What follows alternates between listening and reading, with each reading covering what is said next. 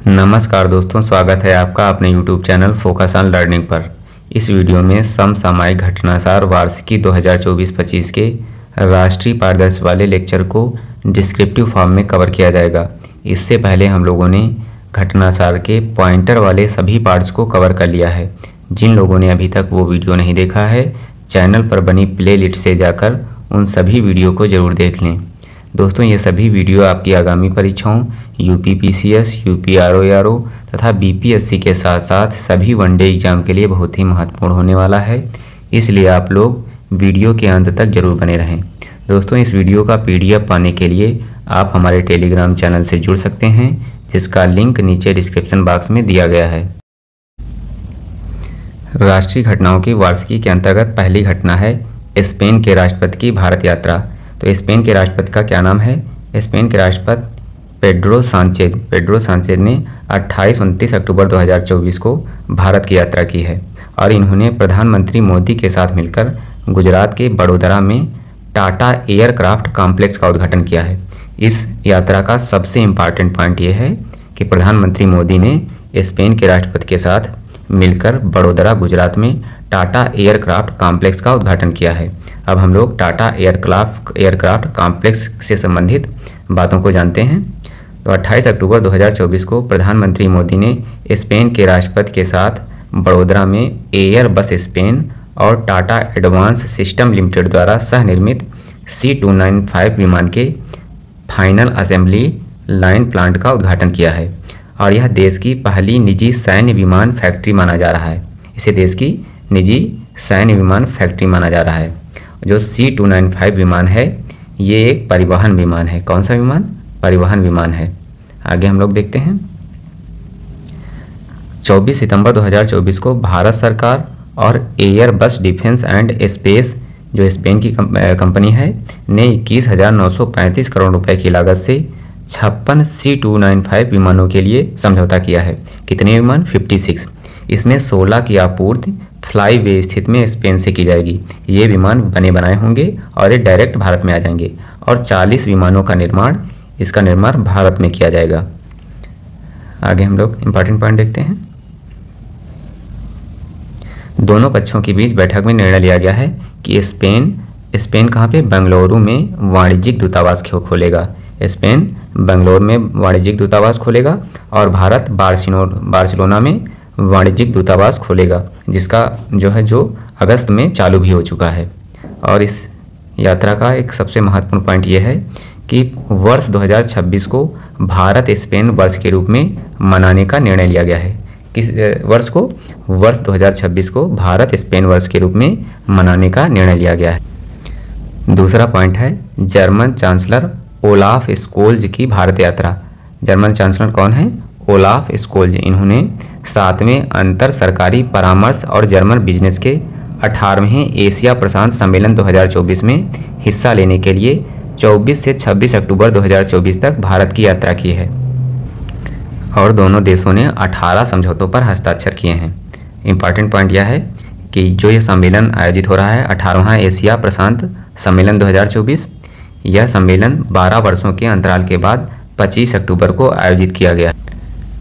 इस यात्रा में प्रधानमंत्री मोदी और स्पेन के बीच जिन बातों पर सहमत बनी है, उनमें से सबसे महत्वपूर्ण है जर्मनी ने भारतीयों के लिए वीज़ा की संख्या 20,000 से बढ़ाकर 90,000 करने की घोषणा की है। दूसरा है भारत और जर्मनी AI और सेमीकंडक्टर के क्षेत्र में सहयोग बढ़ाने पर सहमत हुए हैं।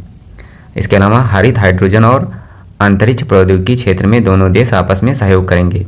25 वर्ष में द्विपक्षीय साझेदारी को नई ऊंचाइयों पर ले जाया जाएगा। इसके अलावा Indo German green hydrogen road map भी लॉन्च किया गया है। कौन सा road map? Indo German green hydrogen road map. Bharat और जर्मनी ने हरित ऊर्जा के क्षेत्र में सहयोग को बढ़ावा देने के लिए इस रोड मैप को लॉन्च किया है। इसके अलावा IIT चेन्नई और ड्रेसडेन विश्वविद्यालय के बीच एक समझौते पर भी हस्ताक्षर किए गए हैं, जो भारतीय छात्रों को दोहरे डिग्री कार्यक्रम का लाभ उठाने की अनुमति देगा। दोहरे डिग्री कार्यक्रम के लाभ उठाने के लिए IIT चेन्नई और ड्रेसडेन विश्वविद्यालय के बीच में समझौता किया गया है। इसके अलावा दोनों देशों ने migration and mobility partnership agreement के तहत कुशल प्रवासियों के लिए रोजगार और शिक्षा के अवसरों को बढ़ावा देने पर सहमति जताई है। अब नेक्स्ट घटना पे हम लोग जाते हैं। नेक्स्ट है हरियाणा और जम्मू कश्मीर में चुनाव के बाद नई सरकारों का गठन हुआ है।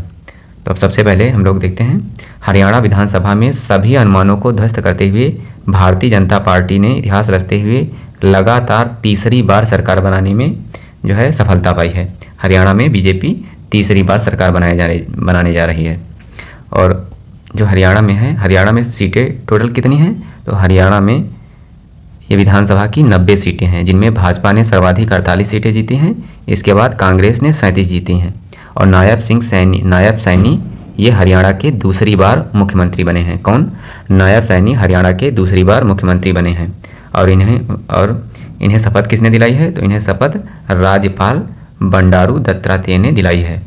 अब इसके अलावा जो जम्मू कश्मीर में चुनाव हुए हैं, तो जम्मू कश्मीर के चुनाव में जम्मू कश्मीर को जो केंद्र शासित प्रदेश बनाने के बाद पहले चुनाव हुए हैं।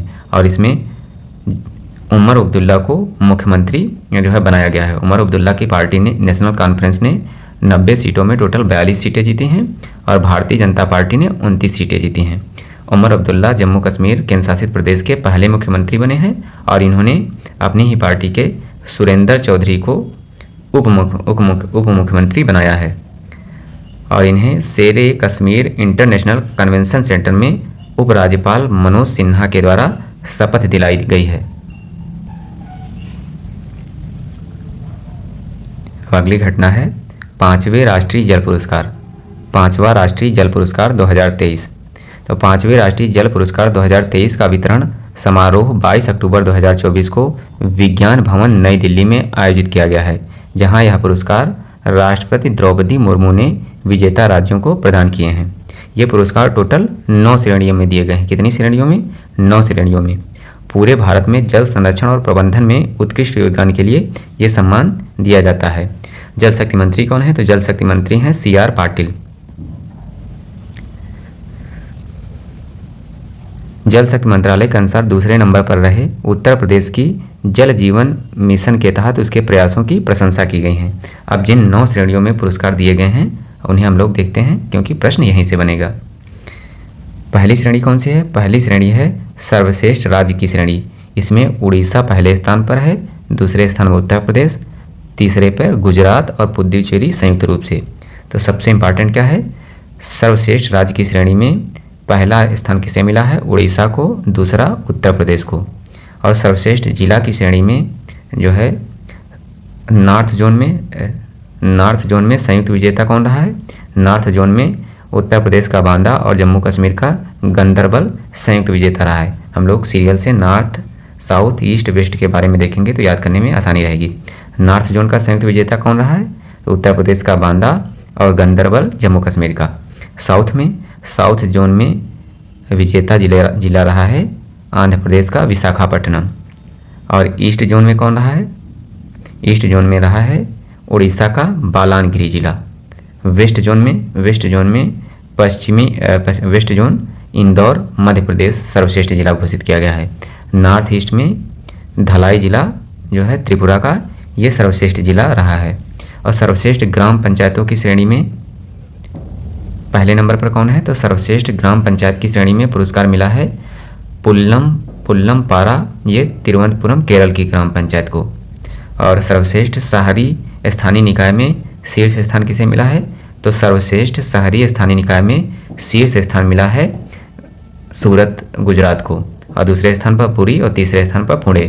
तो एक बार हम लोग कंपाइल कर लेते हैं। सर्वश्रेष्ठ राज्य का पुरस्कार किसे मिला है? सर्वश्रेष्ठ राज्य में उड़ीसा नंबर 1 पर आता है, उत्तर प्रदेश दूसरे पर आता है। सर्वश्रेष्ठ जिला में जो सबसे इम्पॉर्टेंट है वो नॉर्थ जोन का है, क्योंकि उसमें उत्तर प्रदेश के बांदा को भी जो है पुरस्कार दिया गया है। सर्वश्रेष्ठ ग्राम पंचायत है पुल्लमपारा ग्राम पंचायत केरल की। और सर्वश्रेष्ठ शहरी स्थानीय निकाय कौन सा है? तो सर्वश्रेष्ठ शहरी स्थानीय निकाय है गुजरात का सूरत। अब नेक्स्ट पॉइंट है न्याय की देवी की नई प्रतिमा। सुप्रीम कोर्ट में स्थित न्याय की देवी वाली प्रतिमा में बदलाव किया गया है। और यह बदलाव किसके दिशा निर्देशों पर किया गया है? तो यह बदलाव सुप्रीम कोर्ट के मुख्य न्यायाधीश DY चंद्रचूड़ के द्वारा किया गया है। और इस प्रतिमा में बदलाव कौन कौन से बदलाव हुए हैं, तो उसमें 2 बदलाव हुए हैं। पहला, न्याय की देवी के नए संस्करण में आँखों से पट्टी हटा दिया गया है। और यह क्या प्रदर्शित करता है, तो न्याय की देवी की आँखों से पट्टी हटाना अंधेपन के माध्यम से निष्पक्षता के बजाय न्याय में पारदर्शिता को दर्शाता है। और दूसरा बदलाव किया गया है, इसमें जो हाथ में तलवार है उसके स्थान पर संविधान की किताब को स्थापित किया गया है, जो कि इस बात की ओर संकेत करता है, जो इस बात पर संकेत करता है कि न्याय का स्रोत लोकतांत्रिक और संवैधानिक ढांचे में निहित है, न कि बल एवं सत्ता में। आगे हम लोग पॉइंट देखते हैं। इस परिवर्तन का महत्व क्या है, तो परिवर्तन का महत्व, आँखों पर से पट्टी हटाने से दृश्यता और निष्पक्षता पर प्रकाश पड़ता है, जिसका अर्थ है न्याय अधिक जागरूक और समतापूर्ण होगा। तलवार के स्थान पर संविधान को स्थापित करने का अर्थ है कि भारतीय न्याय कानून के शासन पर आधारित है, जैसा कि देश के कानूनी दस्तावेज में निहित भी है।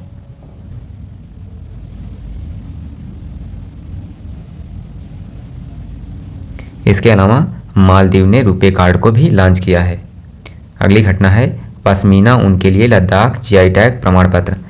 दोस्तों, पश्मीना ऊन के लिए लद्दाख को जीआई टैग प्रमाण पत्र दिया गया है। पश्मीना ऊन, जिसे सॉफ्ट गोल्ड के नाम से जाना जाता है, किस नाम से, सॉफ्ट गोल्ड के नाम से जाना जाता है। 2030 तक केंद्र शासित प्रदेश लद्दाख में 5 लाख पश्मीना बकरियां और 1 मिलियन मेरिनो भेड़ पालन का लक्ष्य रखा गया है। पश्मीना फारसी भाषा का शब्द पश्म से लिया गया है, जिसका अर्थ है नरम सोना या नरम ऊन। कश्मीरी पश्मीना ऊन चांगथांगी बकरी से प्राप्त की जाती है, जिसे पश्मीना बकरी के नाम से भी जाना जाता है। तो पश्मीना बकरी को ही चांगथांगी बकरी कहते हैं। नेक्स्ट पॉइंट दोस्तों, ये मोस्ट इम्पॉर्टेंट है। इसमें है एक राष्ट्र एक चुनाव के बारे में। एक देश एक चुनाव पर कोविंद समिति की रिपोर्ट को केंद्रीय मंत्रिमंडल ने मंजूरी दी है।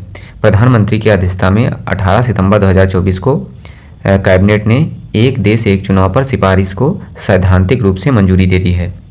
और पूर्व राष्ट्रपति कोविंद की अध्यक्षता में बनी समिति ने 14 मार्च 2024 को राष्ट्रपति के समक्ष पेश 18,000 से अधिक पेज की रिपोर्ट में इसमें जो सिफारिश की है उसमें 2 सिफारिश मुख्य हैं।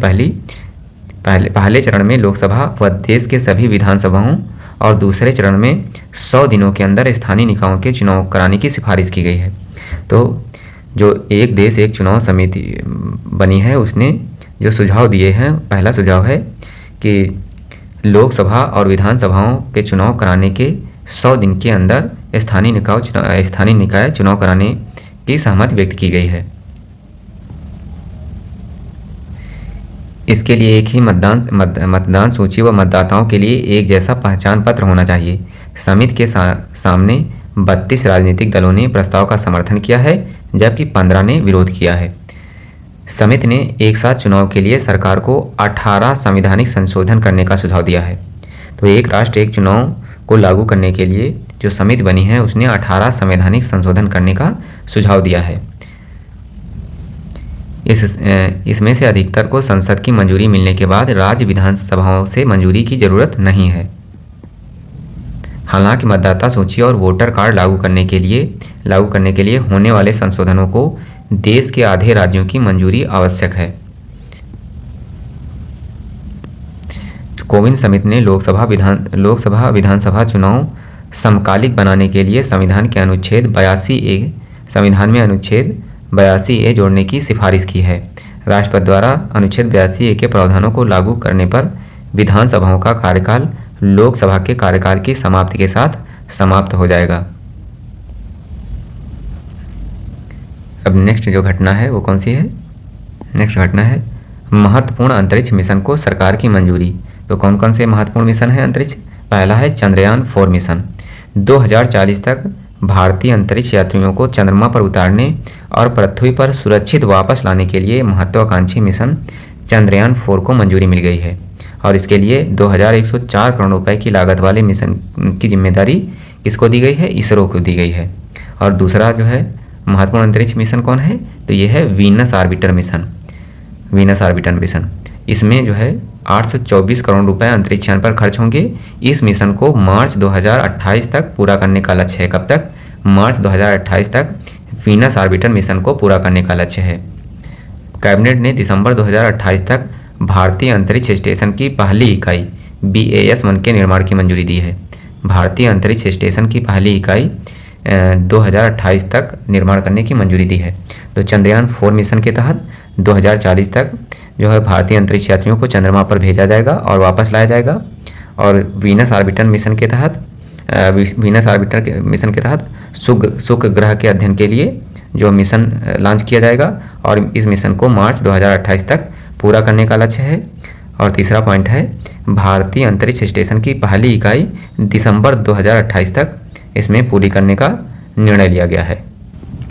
नेक्स्ट पॉइंट है animation, visual effects, gaming, comics and extended reality के लिए राष्ट्रीय उत्कृष्टता केंद्र की स्थापना।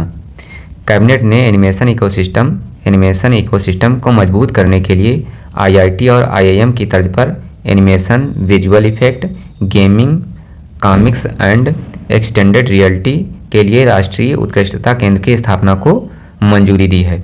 इसमें federation of Indian chambers of commerce and industry और भारतीय उद्योग परिसंघ केंद्र सरकार के साथ भागीदार के रूप में जो है कार्य करेंगे। नेक्स्ट है स्वच्छ वायु सर्वेक्षण पुरस्कार। नेक्स्ट पॉइंट है स्वच्छ वायु सर्वेक्षण पुरस्कार 2024। वायु प्रदूषण से निपटने के प्रयासों को महत्वपूर्ण मान्यता देते हुए केंद्रीय पर्यावरण मंत्री भूपेंद्र यादव ने स्वच्छ वायु सर्वेक्षण 2024 के दौरान राष्ट्रीय स्वच्छ वायु शहर पुरस्कार प्रदान किया है। कौन से पुरस्कार? राष्ट्रीय स्वच्छ वायु शहर पुरस्कार। जयपुर में नीले आसमान के लिए स्वच्छ वायु के अंतर्राष्ट्रीय दिवस 7 सितंबर 2024 के उपलक्ष्य में आयोजित एक राष्ट्रीय कार्यशाला के हिस्से के रूप में आयोजित इस कार्यक्रम में विभिन्न भारतीय शहरों द्वारा अपनी वायु गुणवत्ता में सुधार करने के लिए की गई उल्लेखनीय प्रगति को प्रदर्शित किया गया है। और ये स्वच्छ वायु पुरस्कार हैं। ये पुरस्कार जनसंख्या के आधार पर वर्गीकृत किए गए हैं और टोटल 3 श्रेणियों में सर्वश्रेष्ठ प्रदर्शन करने वाले राष्ट्रीय स्वच्छ वायु अभियान शहरों को जो है प्रदान किया गया है। ये पुरस्कार कितनी श्रेणियों में दिए गए हैं? 3 श्रेणियों में। पहली श्रेणी जो है उसमें 10 लाख से अधिक वाली जनसंख्या को शामिल किया गया है। तो 10 लाख से अधिक जनसंख्या वाली श्रेणी में सूरत पहले स्थान पर है, दूसरे स्थान पर मध्य प्रदेश का जबलपुर और तीसरे पे आगरा आता है। श्रेणी 2 जो है उसमें 3 से 10 लाख के बीच की जनसंख्या वाले शहरों को लिया गया है। श्रेणी 2 में उत्तर प्रदेश के फिरोजाबाद को शीर्ष स्थान मिला है और दूसरे स्थान पर अमरावती और तीसरे स्थान पर झांसी आता है। श्रेणी 3 में 3 लाख से कम जनसंख्या वाले शहरों को शामिल किया गया है। इसमें रायबरेली उत्तर प्रदेश का पहले स्थान पर आता है, दूसरे पर नलकुंडा और तीसरे पे नालागढ़। तो इसमें पहले स्थान पर श्रेणी 1, 2, 3 में क्रमशः कौन कौन से आते हैं? सूरत, फिरोजाबाद और रायबरेली। इसमें अगर श्रेणी 1 को छोड़ दिया जाए तो श्रेणी 2 और 3 दोनों में उत्तर प्रदेश के शहरों ने पहला स्थान प्राप्त किया है। जो हम लोगों ने ऊपर पढ़ा है वही चीज़ यहाँ पर दी हुई है। श्रेणी 1 में पहले स्थान पर सूरत, दूसरे पे जबलपुर, तीसरे में आगरा। और श्रेणी 2 में पहले स्थान पर है फिरोजाबाद, दूसरे पर अमरावती, तीसरे पर झांसी। श्रेणी 3 में पहले पर रायबरेली, दूसरे पे नलकुंडा, तीसरे पे नालागढ़। इन पुरस्कारों के लिए शहरों का मूल्यांकन 8 बिंदुओं पर किया जाता है। कितने बिंदुओं पर? 8 बिंदुओं पर। नेक्स्ट पॉइंट पे आते हैं। सुप्रीम कोर्ट ने नागरिकता अधिनियम की धारा 6A को संवैधानिक वैधता जो है प्रदान की है, बरकरार रखी है और यह वैधता 4-1 के बहुमत से प्रदान की गई है। इससे जो है पीठ में कौन कौन से जज शामिल थे? तो इसमें CJI चंद्रचूड़, जस्टिस कांत, सुंदरेश मिश्र, जस्टिस JB पारदीवाला जो है शामिल थे। नागरिकता अधिनियम की धारा 6A बांग्लादेश से उन सभी अप्रवासियों को भारतीय नागरिकता प्रदान करती है जो 1 जनवरी 1966 को या उसके बाद लेकिन 25 मार्च 1971 से पहले असम में आए थे और तब से असम के निवासी हैं। तो नागरिकता अधिनियम की धारा 6A उन लोगों को नागरिकता प्रदान करती है जो बांग्लादेश से 1 जनवरी 1966 या उसके बाद से 25 मार्च 2071 से पहले असम में आ गए थे और तब से असम के ही निवासी हैं। धारा 6A को 1985 में नागरिकता अधिनियम 1955 में शामिल किया गया था। असम समझौता किसके बीच में हुआ था? असम समझौता केंद्र सरकार, असम राज्य सरकार और असम आंदोलन के नेताओं के बीच एक त्रिपक्षीय समझौता हुआ था। इसमें बांग्लादेश से अवैध प्रवासियों की आमद को समाप्त करने की मांग की गई थी।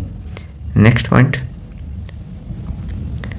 अदालत के नवीनतम फैसले के अनुसार धारा 6 संविधान के अनुच्छेद 6 और 7 का उल्लंघन नहीं करती है, जो 26 जनवरी 1950 को पूर्वी और पश्चिमी पाकिस्तान में प्रवासियों को नागरिकता देने की कटाफ के रूप में निर्धारित करता है।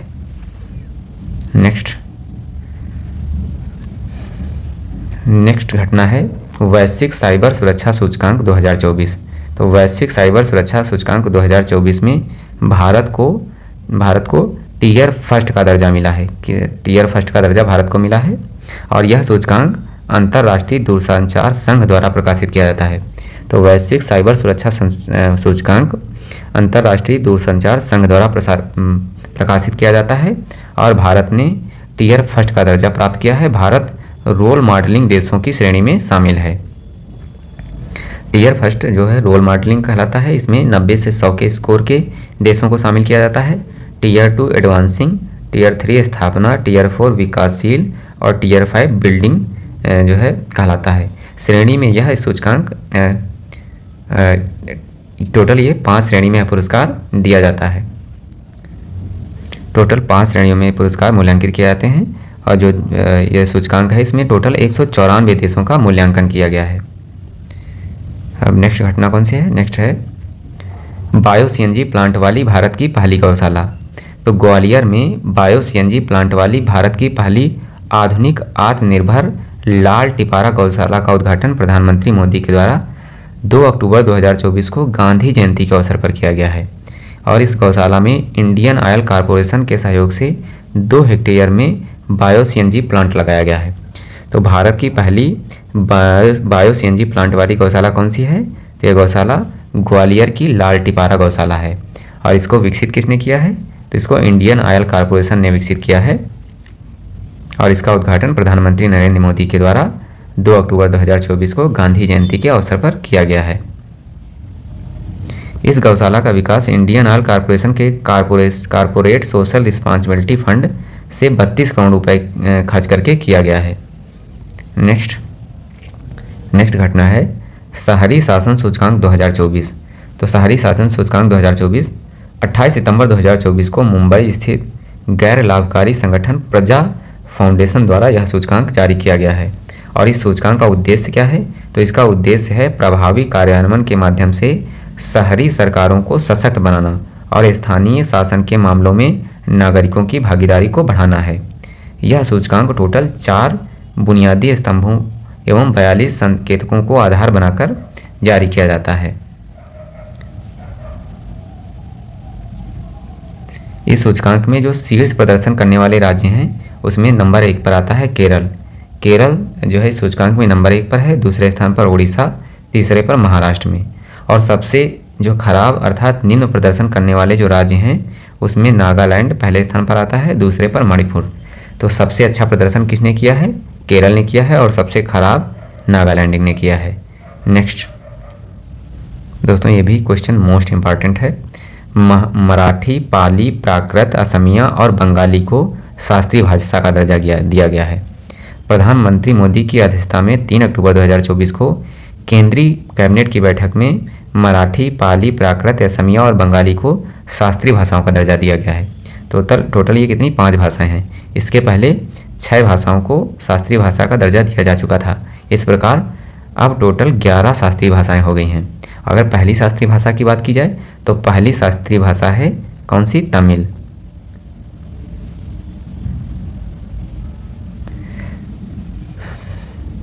नेक्स्ट पॉइंट है जो 5 शास्त्रीय भाषाएं जो बनी हैं अभी, उनके अलावा जो 6 शास्त्रीय भाषाएं पहले से हैं उनके नाम है तमिल, संस्कृत, तेलुगु, कन्नड़, मलयालम, उड़िया।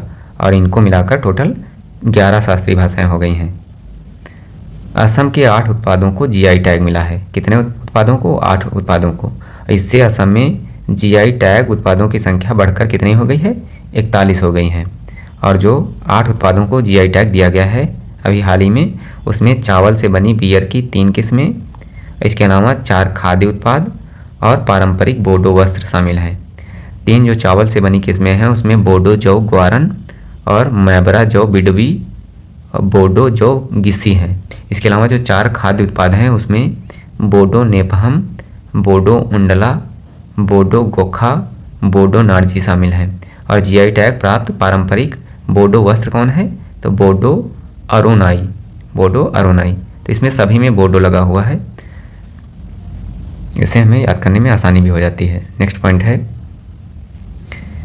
भारत अंतर्राष्ट्रीय ऊर्जा दक्षता हब में शामिल।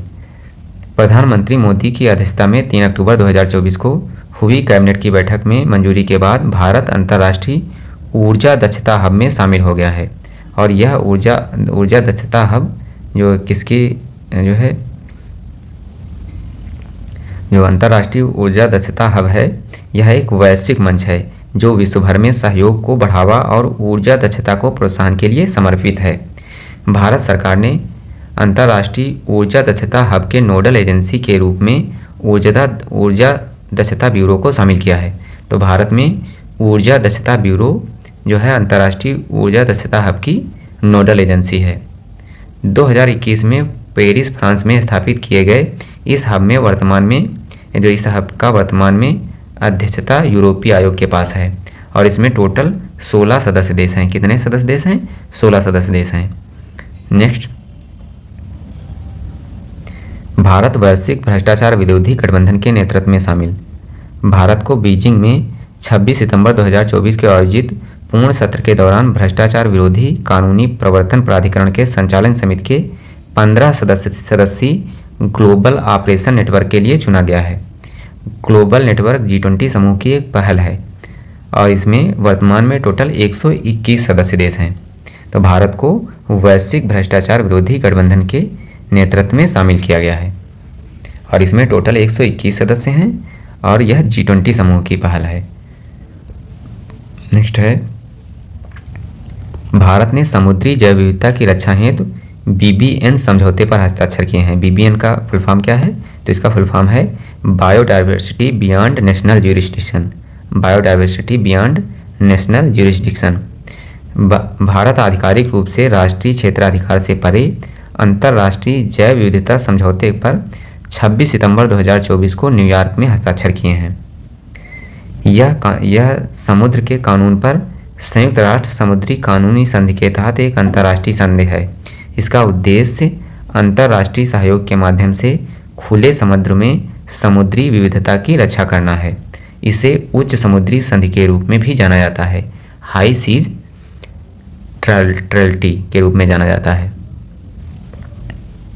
BBN समझौता यह सुनिश्चित करता है कि कोई भी देश उच्च समुद्र में समुद्री संसाधनों पर संप्रभु अधिकारों का दावा नहीं कर सकता है।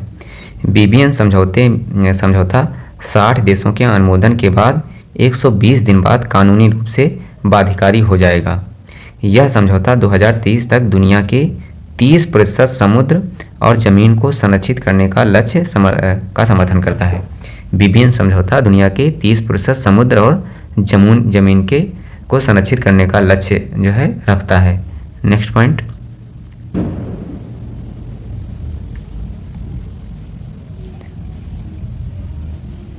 भारत अमेरिका के नेतृत्व वाले खनिज सुरक्षा वित्त नेटवर्क में शामिल हुआ है।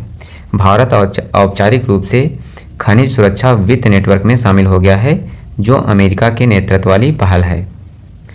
23 सितंबर 2024 को अमेरिकी विदेश विभाग द्वारा घोषित 14 देशों और यूरोपीय संघ द्वारा किए गए समझौते में भारत को भी शामिल किया गया है। और इसके सदस्य देश कौन कौन से हैं? तो इसके सदस्य देश हैं Australia, Canada, Estonia, Finland, France, Germany, Bharat, Italy, Japan, Norway, Korea गणराज्य, स्वीडन, यूनाइटेड किंगडम, संयुक्त राज्य अमेरिका और यूरोपीय संघ। नेक्स्ट, भारत अंतर्राष्ट्रीय चिकित्सा उपकरण विनियामक का संबद्ध सदस्य बना है। भारत अंतर्राष्ट्रीय चिकित्सा उपकरण विनियामक फोरम का एक संबद्ध सदस्य सितंबर 2024 में बन गया है और ये जो विनियामक फोरम है इसकी स्थापना 2011 में की गई थी। यह वैश्विक चिकित्सा उपकरण विनियामकों का एक समूह है। नेक्स्ट, सर्वश्रेष्ठ पर्यटन ग्राम प्रतियोगिता 2024 के विजेता। तो सर्वश्रेष्ठ पर्यटन ग्राम प्रतियोगिता भारत सरकार के पर्यटन मंत्रालय ने 27 सितंबर 2024 को विश्व पर्यटन दिवस के अवसर पर 36 गांवों को विभिन्न श्रेणियों में पर्यटन ग्राम प्रतियोगिता का विजेता घोषित किया है। भारत के गांवों में पर्यटन को बढ़ावा देने के लिए 2023 में सर्वश्रेष्ठ पर्यटन ग्राम प्रतियोगिता शुरू की गई थी। 36 गांवों को वर्ष 2024 के सर्वश्रेष्ठ पर्यटन गांव प्रतियोगिता की 8 श्रेणियों में विजेता के रूप में मान्यता दी गई है।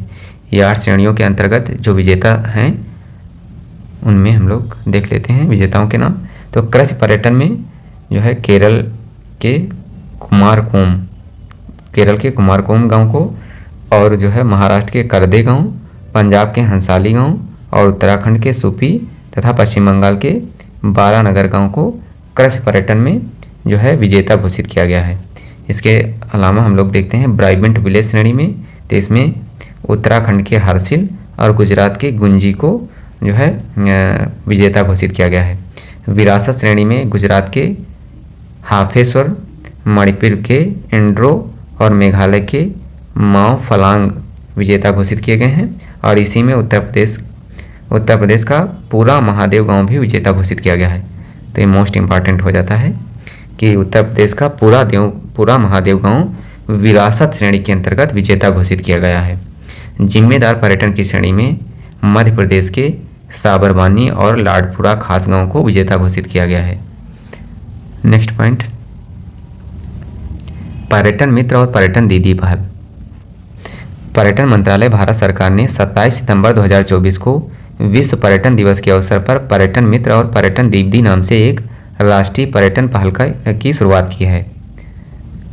पर्यटन मंत्रालय ने भारत के 6 पर्यटन स्थलों को जो है पर्यटन मित्र और पर्यटन दीदी 6 स्थलों पर पर्यटन मित्र और पर्यटन दीदी पहल की शुरुआत की है।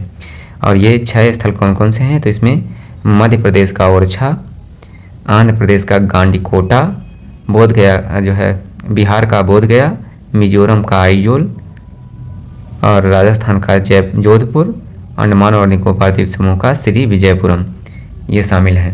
तो टोटल 6 पर्यटन स्थल ओरछा, गांडीकोटा, बोधगया, आइजोल, जोधपुर और श्री विजयपुरम में पर्यटन मित्र और पर्यटन दीदी पहल की शुरुआत की गई है। इस पहल के माध्यम से पर्यटन मंत्रालय का लक्ष्य गंतव्यों में पर्यटकों के समग्र अनुभव को बेहतर बनाना है, ताकि उन्हें पर्यटक अनुकूल लोगों से मिलवाया जा सके जो उनके गंतव्य के लिए गर्वित राजदूत और कहानीकार हैं। नेक्स्ट,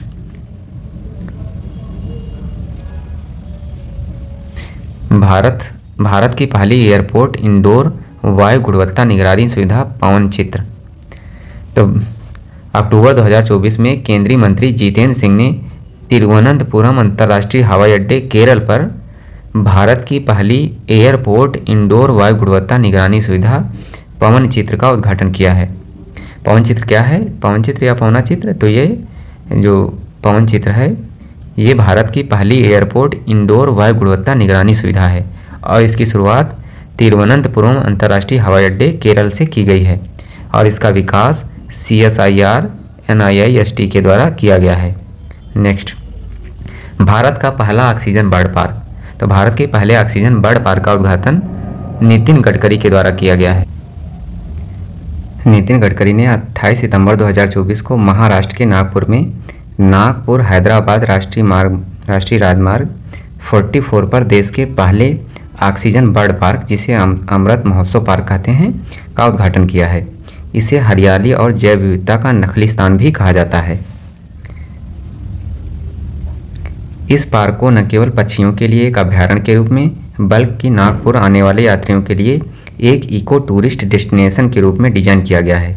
दोस्तों, नागपुर को भारत की बाघ राजधानी भी कहा जाता है। नेक्स्ट, UAE के प्रिंस खालिद बिन मोहम्मद बिन जायद अल नहयान की भारत यात्रा।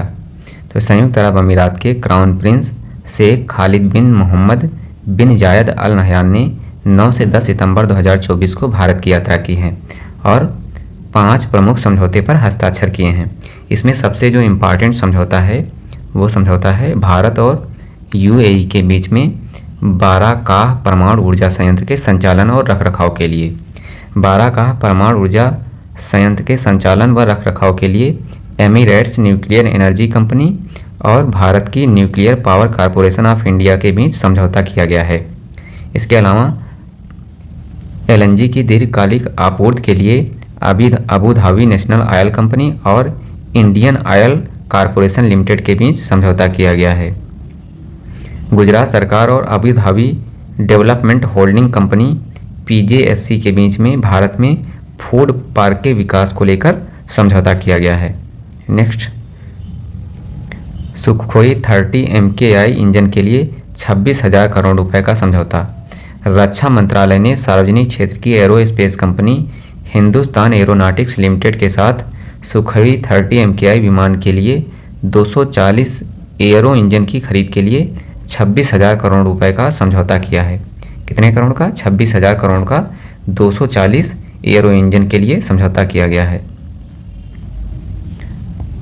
समझौते के तहत HAL हर साल 30 हवाई इंजन की आपूर्ति करेगा। सभी 240 इंजनों की आपूर्ति 8 वर्षों में पूरी की जाएगी। वायुसेना के लड़ाकू बेड़ों की संख्या भारत जो है कम से कम 42 की अधिकृत ताकत के मुकाबले घटकर भारत में 30 रह गई है। कितनी? लगभग 30 रह गई है। जो विमान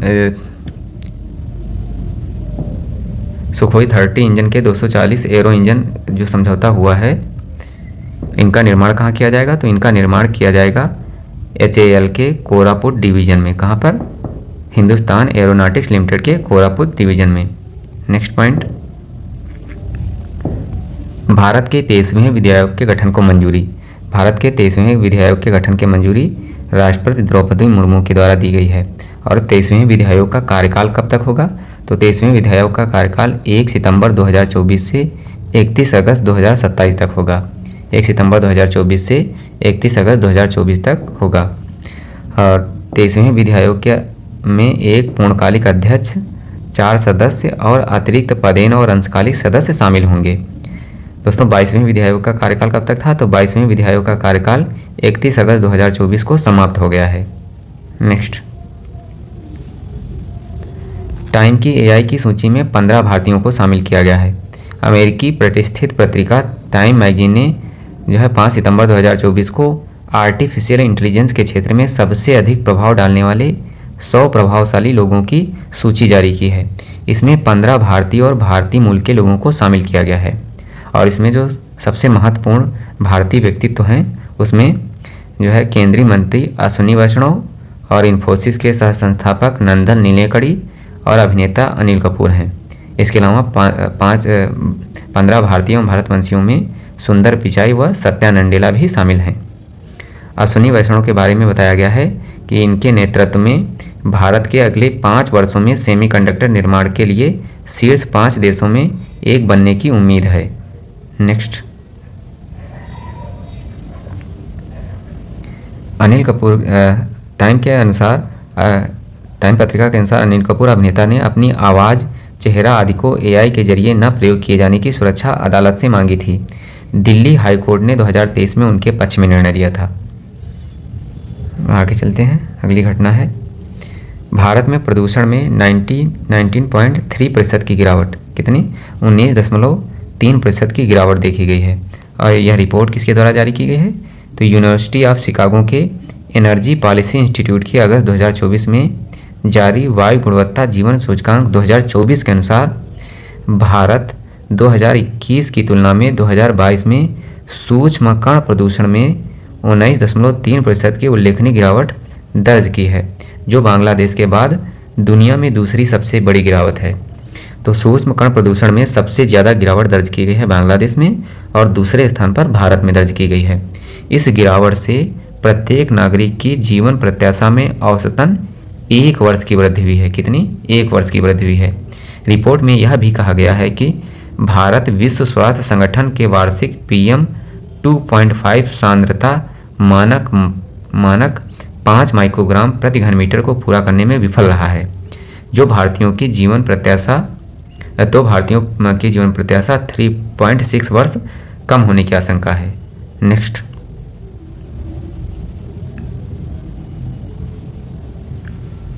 रिपोर्ट के अनुसार प्रदूषण में सबसे कम गिरावट पश्चिम बंगाल के पुरुलिया और बाकुंडा जिलों में देखी गई है। रिपोर्ट में सबसे कम गिरावट प्रदूषण में पश्चिम बंगाल के पुरुलिया और बाकुंडा जिलों में देखी गई है। और रिपोर्ट में भारत में सबसे अधिक प्रदूषित क्षेत्र उत्तरी मैदानी इलाकों में 2021 से के मुकाबले 2022 में कम प्रदूषण के स्तर में 17.2% की गिरावट देखी गई है।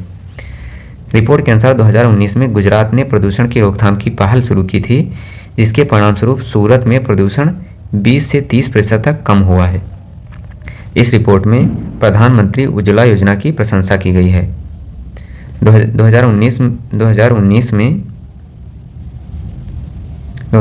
में शुरू किए गए भारत के राष्ट्रीय स्वच्छ वायु कार्यक्रम का उद्देश्य 2026 तक 2017 के स्तर के प्रदूषण को 40% तक कम करना है। लक्ष्य पूरा हुआ तो भारतीयों की औसत उम्र में बढ़ोतरी भी देखी जा सकती है। सरकार द्वारा एकीकृत पेंशन योजना यूपीएस की घोषणा। प्रधानमंत्री की अध्यक्षता में केंद्रीय मंत्रिमंडल ने 25 अगस्त 2024 को केंद्र सरकार के कर्मचारियों के लिए एकीकृत पेंशन योजना अर्थात यूनिफाइड पेंशन स्कीम को मंजूरी प्रदान की गई है। इस मंजूरी से 23 लाख केंद्रीय कर्मचारियों को पेंशन लाभ मिलेगा।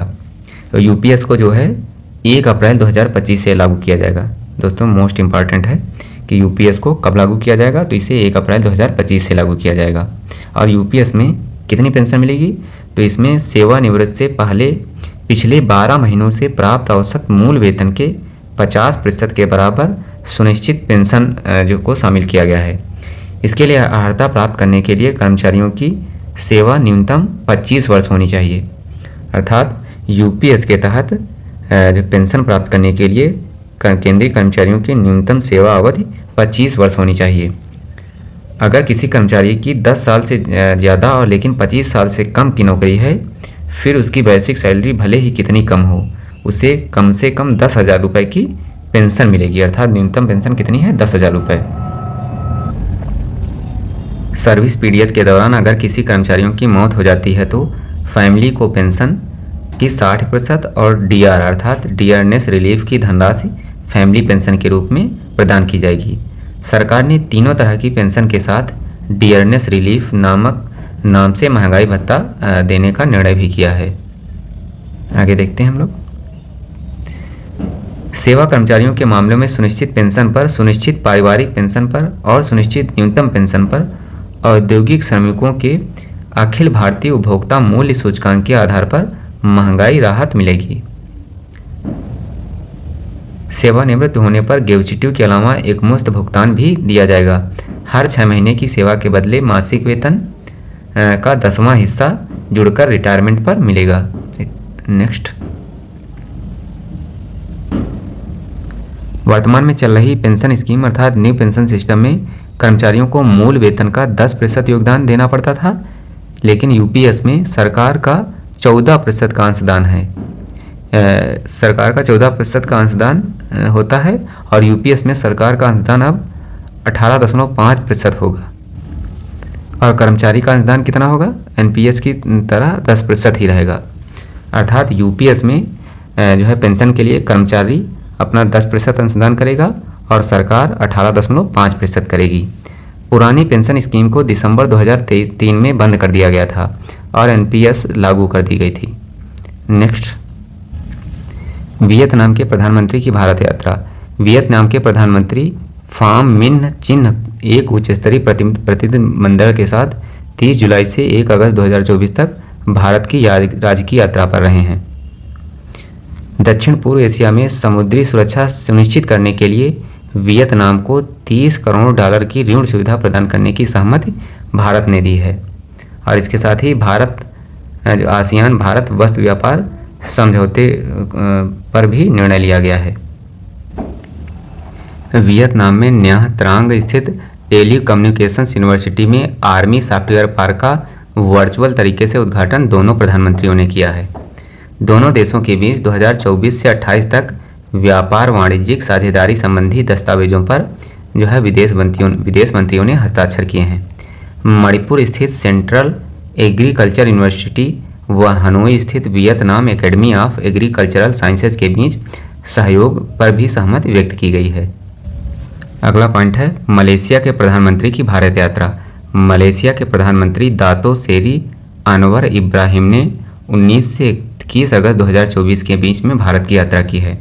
भारत और मलेशिया के बीच द्विपक्षीय व्यापार 19.5 अरब डॉलर के उच्चतम स्तर तक पहुंच गया है।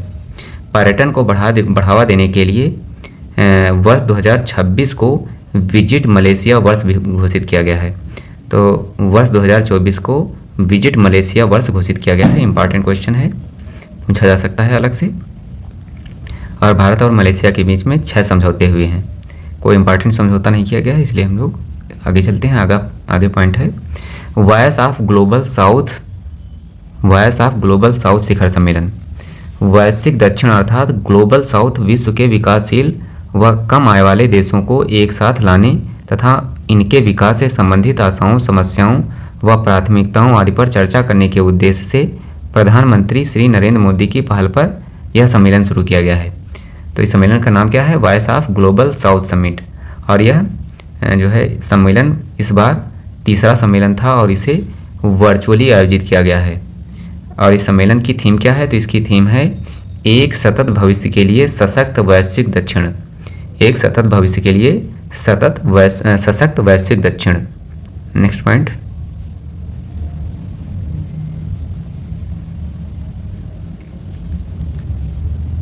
बांग्लादेश के अंतरिम सरकार के प्रमुख मोहम्मद यूनुस भी सम्मेलन में शामिल रहे। चीन व पाकिस्तान को इस सम्मेलन में आमंत्रित नहीं किया गया था। अर्थात वॉयस ऑफ ग्लोबल साउथ शिखर सम्मेलन के तीसरे संस्करण में चीन व पाकिस्तान को शामिल नहीं किया गया था।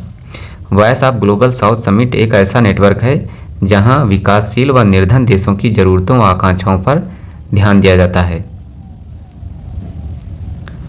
इस सम्मेलन में वैश्विक विकास समझौता अर्थात ग्लोबल डेवलपमेंट कॉम्पैक्ट का प्रस्ताव प्रधानमंत्री नरेंद्र मोदी के द्वारा रखा गया है। इस प्रस्ताव से इन देशों की उनकी विकास प्राथमिकताओं के आधार पर ऋण उपलब्ध कराया जा सकेगा। इस कोष के लिए $35 लाख की प्रारंभिक मदद की घोषणा प्रधानमंत्री मोदी ने की है। तो प्रधानमंत्री मोदी के द्वारा जो है वैश्विक विकास समझौते के लिए $35 लाख की प्रारंभिक मदद की घोषणा की गई है। Next, voice of global south का पहला शिखर सम्मेलन जो है 2023 में हुआ था। दूसरा शिखर सम्मेलन पहला शिखर सम्मेलन 12 से 13 जनवरी 2023 को, दूसरा सम्मेलन 17 नवंबर 2023 को हुआ है। नेक्स्ट पॉइंट, इसरो द्वारा EOS 08 पृथ्वी अवलोकन उपग्रह का सफल परीक्षण।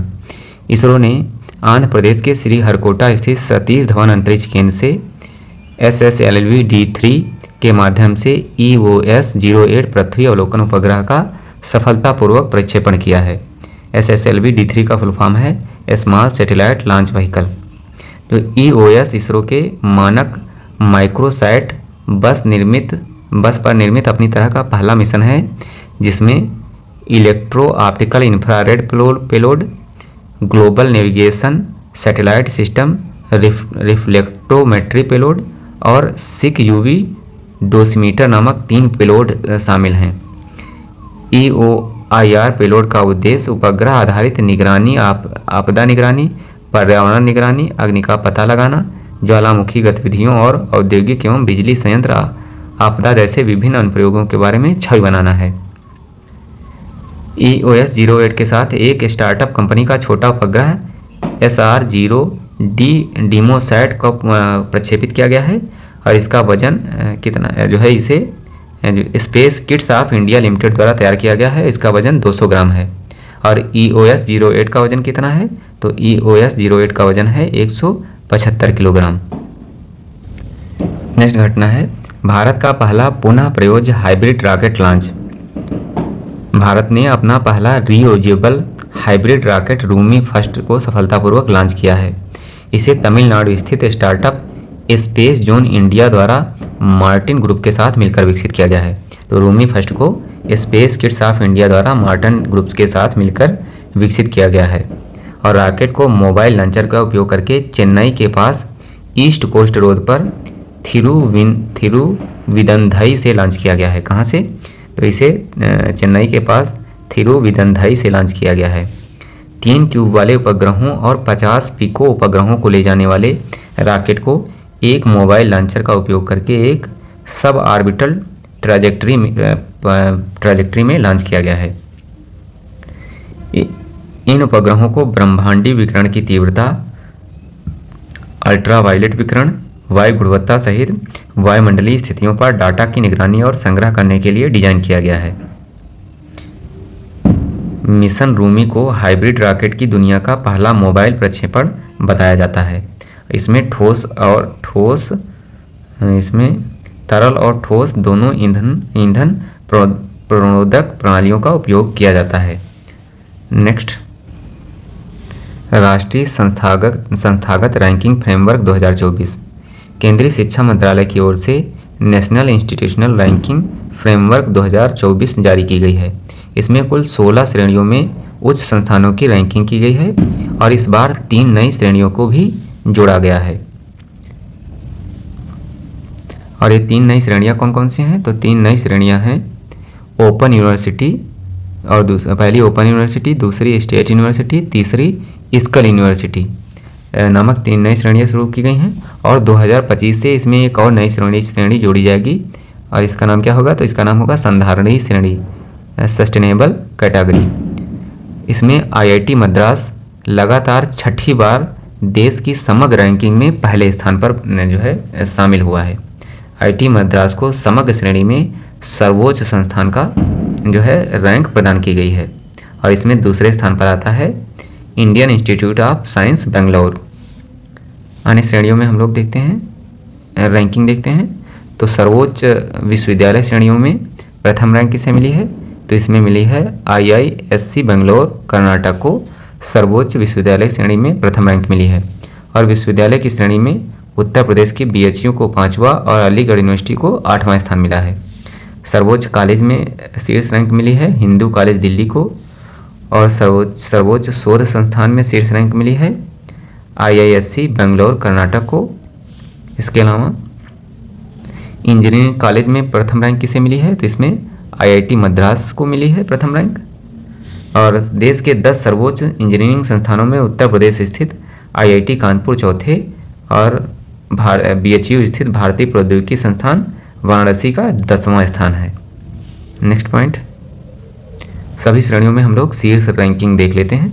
भारत की सर्वोच्च 3 मैनेजमेंट संस्थान में पहला कौन सा है? IIM अहमदाबाद। और सर्वोच्च फार्मेसी कॉलेज कौन सा है? तो जामिया हमदर्द नई दिल्ली का है। और 3 सर्वोच्च मेडिकल संस्थान में इसमें सर्वोच्च संस्थान कौन सा है? तो एम्स नई दिल्ली पहले स्थान पर आता है। और डेंटल कॉलेज में सर्वोच्च रैंकिंग किसे मिली है? तो इसे Savita institute of medical and technical science Chennai को मिला है सर्वोच्च रैंकिंग। और सर्वोच्च लॉ कॉलेज है national law school of India university Bangalore. Next, वास्तुकला और योजना के क्षेत्र में शीर्ष संस्थान IIT रुड़की को मिला है। कृषि और संबद्ध क्षेत्र में पहला स्थान मिला है इंडियन एग्रीकल्चरल रिसर्च इंस्टीट्यूट नई दिल्ली को। और इनोवेशन संस्थानों में शीर्ष स्थान मिला है IIT मुंबई को। सर्वोच्च ओपन यूनिवर्सिटी रैंकिंग जो नई श्रेणियां जारी की गई हैं, इसके अंतर्गत रैंकिंग सबसे ज़्यादा इंपॉर्टेंट हो जाती है क्योंकि ये इस बार पहली बार ये नई श्रेणियां शामिल की गई हैं। तो इसमें पहली श्रेणी है ओपन यूनिवर्सिटी श्रेणी। ओपन यूनिवर्सिटी श्रेणी में पहला स्थान किसे मिला है? तो पहला स्थान मिला है इंदिरा गांधी राष्ट्रीय मुक्त विश्वविद्यालय अर्थात इग्नू नई दिल्ली को। और सर्वश्रेष्ठ स्किल यूनिवर्सिटी में पहला स्थान मिला है symbiosis skill and professional university Pune को। और सर्वश्रेष्ठ राज्य सार्वजनिक विश्वविद्यालय का पुरस्कार मिला है अम्मा यूनिवर्सिटी चेन्नई को। नेक्स्ट, भारत की पहली एकीकृत कृषि निर्यात सुविधा JNP मुंबई में स्थापित की जाएगी। केंद्रीय मंत्री श्री सर्बानंद सोनोवाल ने कृषि लॉजिस्टिक में क्रांतिकारी बदलाव लाने के लिए और बर्बादी को कम करने के लिए जवाहरलाल नेहरू बंदरगाह प्राधिकरण हेतु PPP परियोजना को स्वीकृति प्रदान की है। और इस परियोजना के द्वारा रसद में अक्षमताओं को दूर किया जाएगा और प्रबंधन व्यवस्थाओं को भी सुधारा जाएगा और कृषि उत्पादों की सुरक्षा अवधि को भी बढ़ाया जाएगा। यह नई सुविधा किसानों को सशक्त बनाएगी, रोजगारों का अवसर नए अवसर सृजित करेगी और निर्यात क्षमता में वृद्धि भी करेगी। तो भारत की पहली एकीकृत कृषि निर्यात सुविधा का उद्घाटन कहाँ पे किया गया है? तो इसका उद्घाटन किया गया है जवाहरलाल नेहरू बंदरगाह प्राधिकरण में। नेक्स्ट पॉइंट, भारत का पहला स्वदेशी प्रोटोटाइप फास्ट ब्रीडर रिएक्टर। परमाणु ऊर्जा विनियामक बोर्ड ने तमिलनाडु के कल्पक्कम में 500 megawatt prototype fast breeder reactor के फर्स्ट अप्रोच टू क्रिटिकलिटी के आधिकारिक मंजूरी प्रदान की है। यह भारत का पहला स्वदेशी प्रोटोटाइप फास्ट ब्रीडर रिएक्टर है। इसे इंदिरा गांधी परमाणु अनुसंधान केंद्र द्वारा डिजाइन किया गया है और भाविनी द्वारा स्वदेशी रूप से निर्मित किया गया है। इसका संचालन शुरू होने के बाद भारत रूस के बाद दूसरा देश होगा जिसके पास वाणिज्यिक संचालन वाला फास्ट ब्रीडर रिएक्टर होगा। नेक्स्ट, भारत संपूर्ण जीव जंतुओं की सूची तैयार करने वाला दुनिया का पहला देश बन गया है। केंद्रीय पर्यावरण मंत्री भूपेंद्र यादव को जूलॉजिकल सर्वे ऑफ इंडिया अर्थात JSAI द्वारा आयोजित एनिमल टैक्सोनॉमी समिट 2024 में उन्होंने बताया है कि भारत 1,04,561 प्रजातियों को कवर करते हुए अपने संपूर्ण जीव जंतुओं की एक चेकलिस्ट तैयार करने वाला दुनिया का पहला देश बन गया है।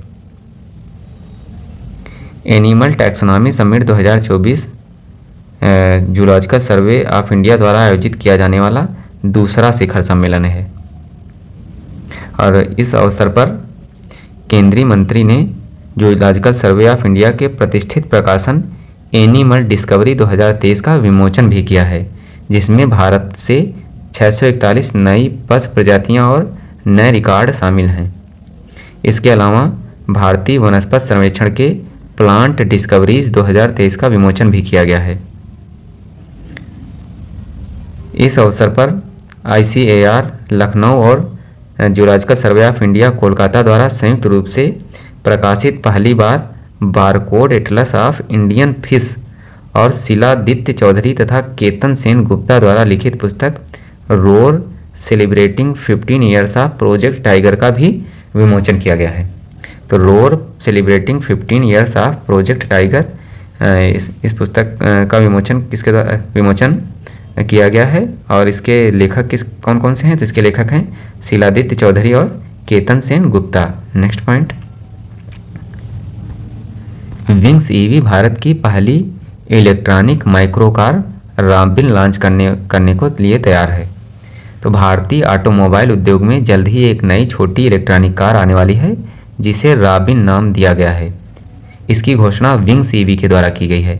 विंग्स EV जो है विंग्स EV एक स्टार्टअप है और इसकी स्थापना प्रणव दांडेकर और उनके पिता प्रकाश ने मिलकर की थी। मध्य प्रदेश में नया Ratapani tiger reserve, tiger state के नाम से प्रसिद्ध मध्य प्रदेश में एक और टाइगर रिजर्व बनाने का निर्णय किया गया है। राज्य सरकार ने रातापानी वन्य जीव अभयारण्य को टाइगर रिजर्व में बदलने के प्रस्ताव को मंजूरी दी है और यह मध्य प्रदेश का 8वां टाइगर रिजर्व होगा। कौन सा 8वां टाइगर रिजर्व होगा? इस रिजर्व के लिए 60% धनराशि केंद्र सरकार देगी, बाकी से 40% धनराशि राज्य सरकार वहन करेगी। मध्य प्रदेश के भोपाल रायसेन जिले में विंध्याचल पर्वतमाला में स्थित 890 वर्ग किलोमीटर में फैला रातापानी टाइगर रिजर्व राज्य के सबसे बेहतरीन सागौन वनों में से एक है। नेक्स्ट, कश्मीर को विश्व शिल्प शहर का प्रमाण पत्र। तो जम्मू कश्मीर की राजधानी श्रीनगर में 31 जुलाई 2024 को आयोजित एक समारोह में कश्मीर शहर को विश्व शिल्प परिषद द्वारा विश्व शिल्प परिषद ने विश्व शिल्प शहर अर्थात वर्ल्ड क्राफ्ट सिटी का प्रमाण पत्र प्रदान किया है और यह विश्व शिल्प सिटी का प्रमाण पत्र प्राप्त करने वाला चौथा भारतीय शहर है। इसके पहले जो है राजस्थान के जयपुर, तमिलनाडु के मामल्लापुरम और कर्नाटक के मैसूर को विश्व शिल्प शहर का प्रमाण पत्र प्रदान किया जा चुका है। तमिलनाडु के मामल्लापुरम को उसके पत्थर पर नक्काशी के लिए जाना जाता है। नेक्स्ट,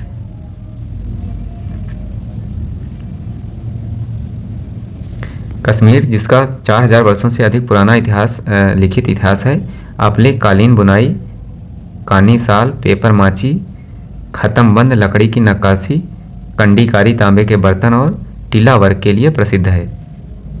नेक्स्ट, प्राचीन रत्नागिरी राग कला संरक्षित स्मारक घोषित। महाराष्ट्र सरकार ने रत्नागिरी के देवद में मध्य पाषाण युग की पेट्रोग्लिफ और जियोग्लिफ को संरक्षित स्मारक घोषित किया है। तो महाराष्ट्र सरकार के रत्नागिरी के देवद में मध्य पाषाण युग के पेट्रोग्लिफ और जियोग्लिफ को संरक्षित स्मारक घोषित किया गया है। ये कलाकृतियाँ पृथ्वी की सतह या चट्टानों पर बनी प्राचीन कलाएं हैं, जिनमें जानवरों, मनुष्यों या अलग अलग पैटर्न बनाए गए हैं। रत्नागिरी की राग कला में गैंडे, हिरण, बंदर, गधे और यहाँ तक कि पैरों के निशान जैसे जानवरों का चित्रण किया गया है। रत्नागिरी राग कला को कटल शिल्प के नाम से जाना जाता है। रत्नागिरी राग कला को किस नाम से जाना जाता है? कटल शिल्प नाम से। 17वें अंतर्राष्ट्रीय पृथ्वी विज्ञान ओलंपियाड में भारत का प्रदर्शन। तो 17वें अंतर्राष्ट्रीय पृथ्वी विज्ञान ओलंपियाड का आयोजन ये 8 से 16 अगस्त 2024 में बीजिंग, चीन में आयोजित किए गए थे और भारत की छात्र टीम ने कई प्रतिष्ठित पदक इसमें जीते हैं। नेक्स्ट, ओडिशा में भारत का पहला अनाज एटीएम। ओडिशा सरकार ने भारत में 24 घंटे राज्य में 24 घंटे अनाज की वितरण को सुनिश्चित करने के लिए अन्नपूर्ति अनाज एटीएम नाम से एक एटीएम लॉन्च किया है। इसे राशन कार्ड धारकों के लिए सार्वजनिक वितरण प्रणाली में बदलाव लाने के लिए डिजाइन किया गया है। इसे विश्व खाद्य कार्यक्रम के सहयोग से विकसित किया गया है और जो अन्नपूर्ति एटीएम है, इस एटीएम में मात्र 5 मिनट में 0.01% की न्यूनतम त्रुटि दर के साथ 50 किलोग्राम तक का चावल वितरित किया जा सकता है। टाइम की वर्ल्ड ग्रेटेस्ट प्लेसेज ऑफ 2024 में 3 भारतीय गंतव्यों को शामिल किया गया है। टाइम की वर्ल्ड ग्रेटेस्ट प्लेसेज ऑफ 2024 में 3 भारतीय गंतव्यों को शामिल किया गया है।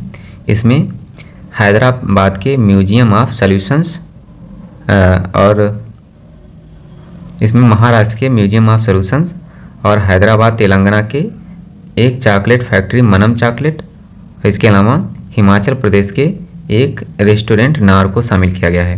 तो टाइम की वर्ल्ड ग्रेटेस्ट प्लेसेस की सूची में 3 भारतीय स्थानों को शामिल किया गया है। इसमें कौन कौन सा? महाराष्ट्र का म्यूजियम ऑफ सॉल्यूशंस, तेलंगाना का मनम चॉकलेट और हिमाचल प्रदेश का रेस्टोरेंट नार है शामिल है। देखने लायक जगह श्रेणी में 3 भारतीय गंतव्यों को सूचीबद्ध किया गया है। 2024 की टाइम की यह सूची 50 शहरों से बढ़कर 100 असाधारण गंतव्यों तक पहुंच गई है। नेक्स्ट,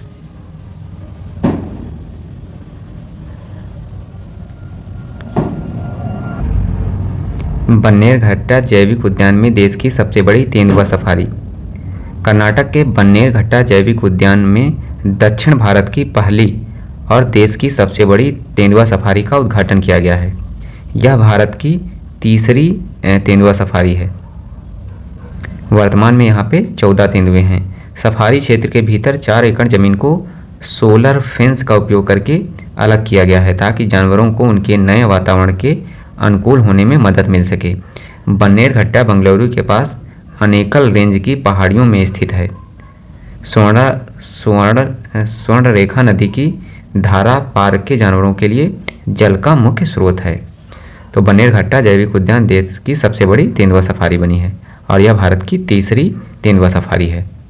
नेक्स्ट पॉइंट,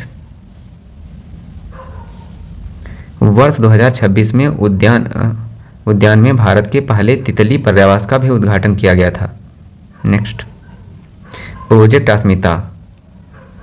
16 जुलाई 2024 को शिक्षा मंत्रालय तथा विश्वविद्यालय अनुदान आयोग ने अगले 5 वर्षों में भारतीय भाषाओं में 22,000 किताबें तैयार करने के लिए अस्मिता योजना की शुरुआत की है। तो अस्मिता योजना के अंतर्गत शिक्षा मंत्रालय और यूजीसी मिलकर अगले 5 वर्षों में 22,000 किताबें तैयार करेगी। इस दौरान 2 अन्य महत्वपूर्ण पहलों बहुभाषा शब्दकोश तथा रियल टाइम ट्रांसलेशन आर्किटेक्चर का शुभारंभ भी किया गया है। नेक्स्ट, असम के चराई देव जिलों में स्थित मोइदम यूनेस्को की विश्व विरासत सूची में शामिल।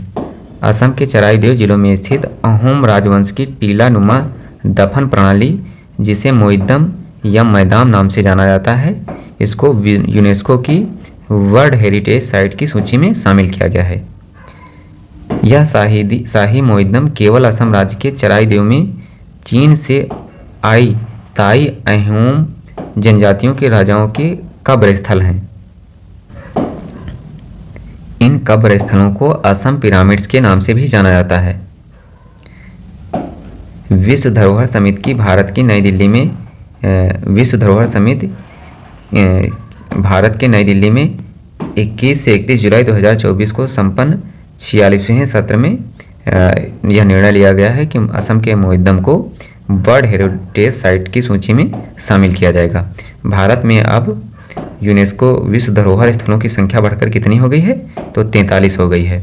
इसमें 35 स्थल सांस्कृतिक हैं और 7 प्राकृतिक हैं। इसके अलावा एक मिश्रित स्थल भी शामिल है। दोस्तों, मोइदम का शाब्दिक अर्थ क्या होता है? तो मोइदम का शाब्दिक अर्थ होता है आत्मा का घर। नेक्स्ट पॉइंट, बिम्स्टेक विदेश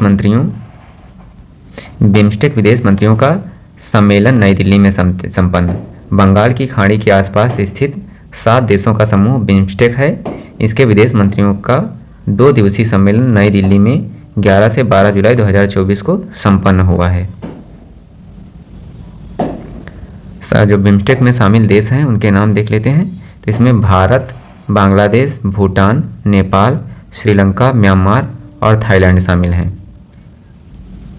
थाईलैंड ही बिम्स्टेक का मौजूदा अध्यक्ष है, इसलिए अगला 6ठा शिखर सम्मेलन उसकी मेजबानी में होगा। नेक्स्ट क्वेश्चन, नील कुरिंजी संकटग्रस्त प्रजातियों के रूप में वर्गीकृत किया गया है। हाल ही में नील कुरिंजी एस्ट्रोबिलांथेस कुंथियाना, जो प्रत्येक 12 वर्ष में एक बार खिलता है, इसको IUCN रेड लिस्ट की संकटग्रस्त प्रजाति के रूप में वर्गीकृत किया गया है। दक्षिण पश्चिम भारत में पर्वतीय घास के मैदानों में इस प्रमुख प्रजाति के लिए यह पहला वैश्विक रेड लिस्ट मूल्यांकन है। नील कुरिंजी 3 मीटर ऊंची एक स्थानीय झाड़ी है, जो केवल दक्षिण पश्चिम भारत के 5 पर्वतीय परिदृश्यों के अधिक ऊंचाई वाले 16 ग्रासलैंड इकोसिस्टम में 1340 से 2600 मीटर की ऊंचाई पर देखी जाती है। नील कुरिंजी का वैज्ञानिक नाम केरल के साइलेंट वैली नेशनल पार्क में स्थित कुंती नदी के नाम पर रखा गया है, जहां पर यह फूल बहुतायत में पाया जाता है। लोकसभा अध्यक्ष द्वारा 2024-25 सत्र के लिए 6 नई समितियों का गठन किया गया है। इसमें सबसे इम्पॉर्टेंट है लोक लेखा समिति। तो लोक लेखा समिति का अध्यक्ष कौन बना है? तो इसका अध्यक्ष बने हैं केसी वेणुगोपाल। केसी वेणुगोपाल को लोक लेखा समिति का अध्यक्ष बनाया गया है। सार्वजनिक उपक्रमों की समिति का अध्यक्ष बने हैं बैजयंत पांडा। और कमेटी ऑफ एस्टीमेट अर्थात अनुमानों पर समिति के अध्यक्ष बने हैं डॉक्टर संजय जायसवाल।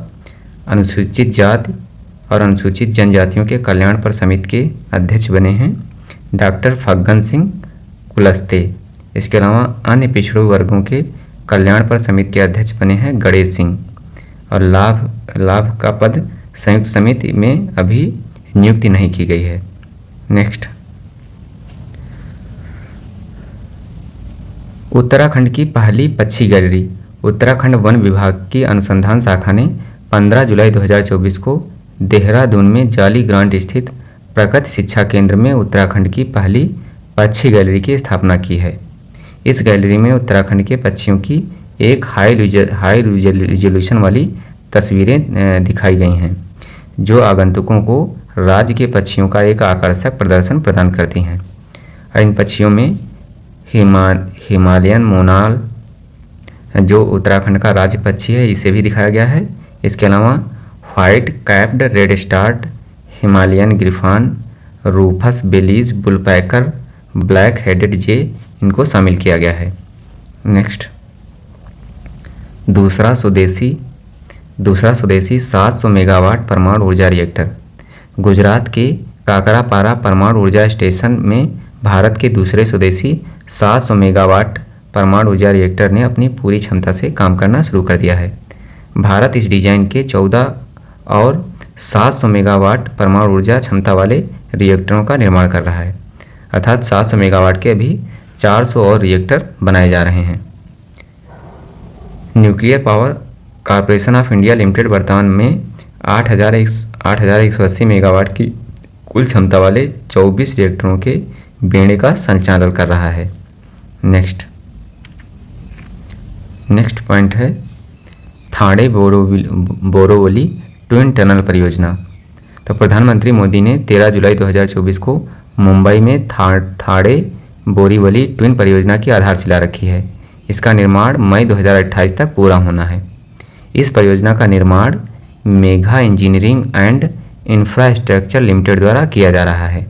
यह सुरंग जो है ये संजय गांधी राष्ट्रीय उद्यान के नीचे से गुजरेगी और भारत की सबसे लंबी और सबसे बड़ी यह सुरंग परियोजना है। और इसकी लंबाई कितनी है?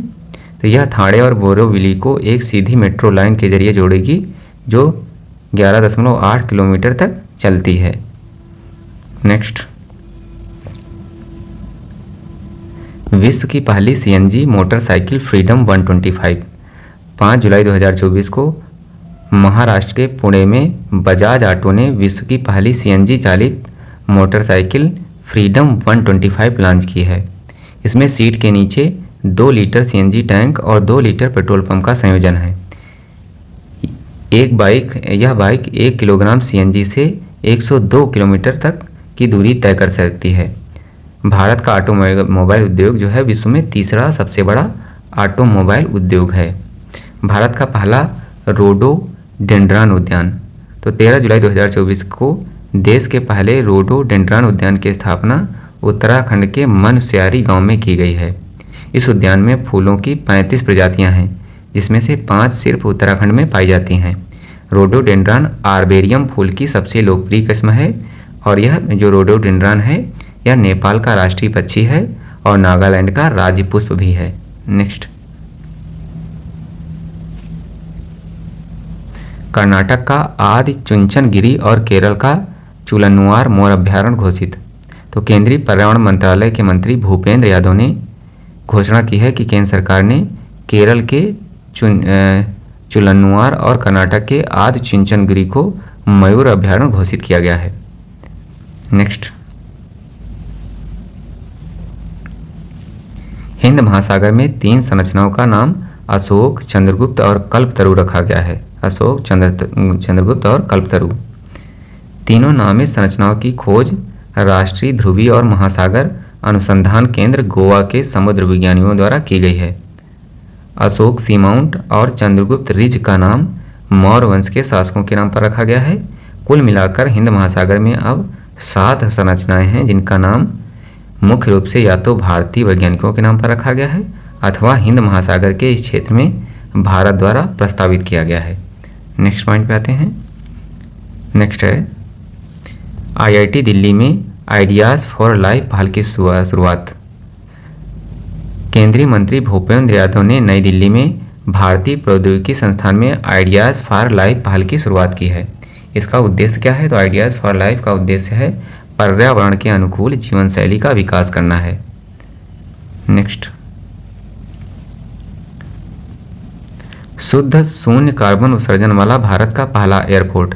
तो नई दिल्ली का इंदिरा गांधी अंतर्राष्ट्रीय हवाई अड्डा एयरपोर्ट काउंसिल इंटरनेशनल के कार्बन प्रत्यानयन कार्यक्रम के तहत नेट जीरो कार्बन उत्सर्जन हवाई अड्डे का दर्जा प्राप्त करने वाला पहला भारतीय हवाई अड्डा बन गया है। हवाई अड्डे का आरंभिक लक्ष्य 2030 तक शुद्ध शून्य कार्बन उत्सर्जन प्राप्त करना है। नेक्स्ट,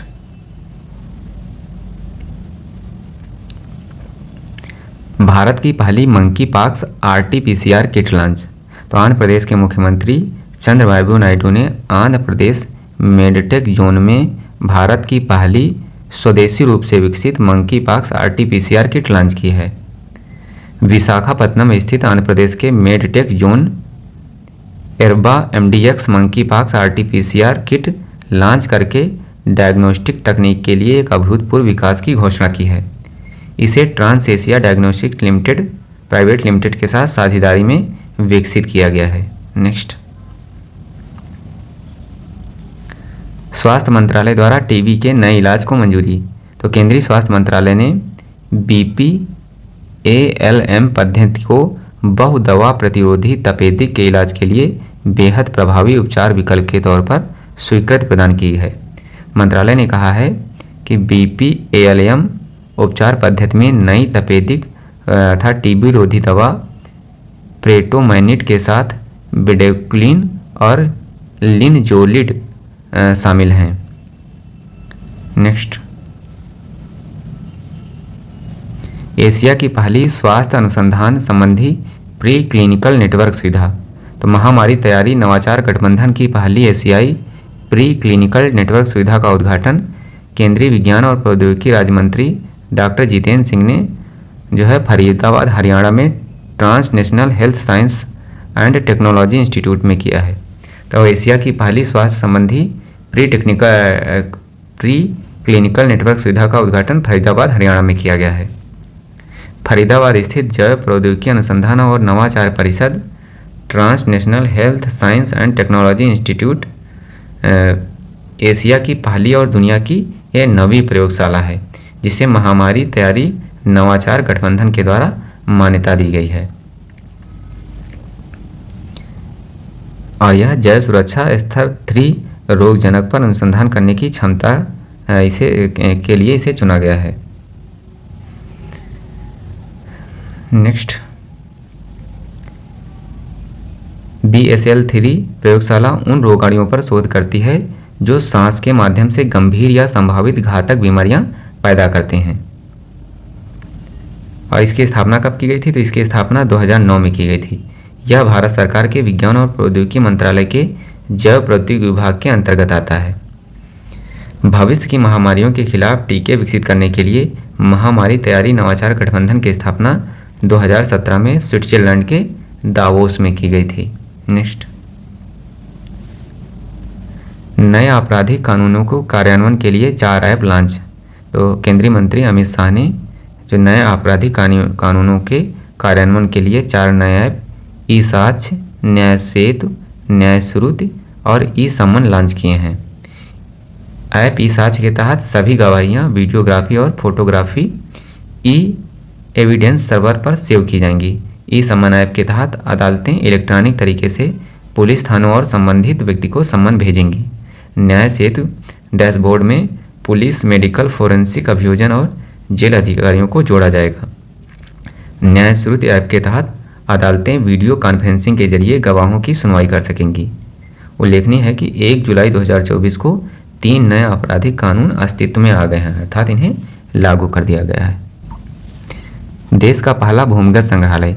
दिल्ली के हुमायूं के मकबरे से जुड़े परिसर में देश के पहले भूमिगत संग्रहालय का उद्घाटन किया गया है। इस संग्रहालय का नक्शा मध्यकालीन बावली से प्रेरित है। बावली क्या है? ये पारंपरिक रूप से जल का संरक्षण करने का एक स्थान है। हुमायूं का मकबरा परिसर यूनेस्को के विश्व धरोहर स्थल में भी शामिल है। यह संग्रहालय जो बन रहा है देश का पहला भूमिगत संग्रहालय, ये आगा खान संस्कृत न्यास द्वारा भारतीय पुरातत्व सर्वेक्षण के साथ साझेदारी में विकसित किया जा रहा है। राज्य संग्रहालय कॉन्क्लेव।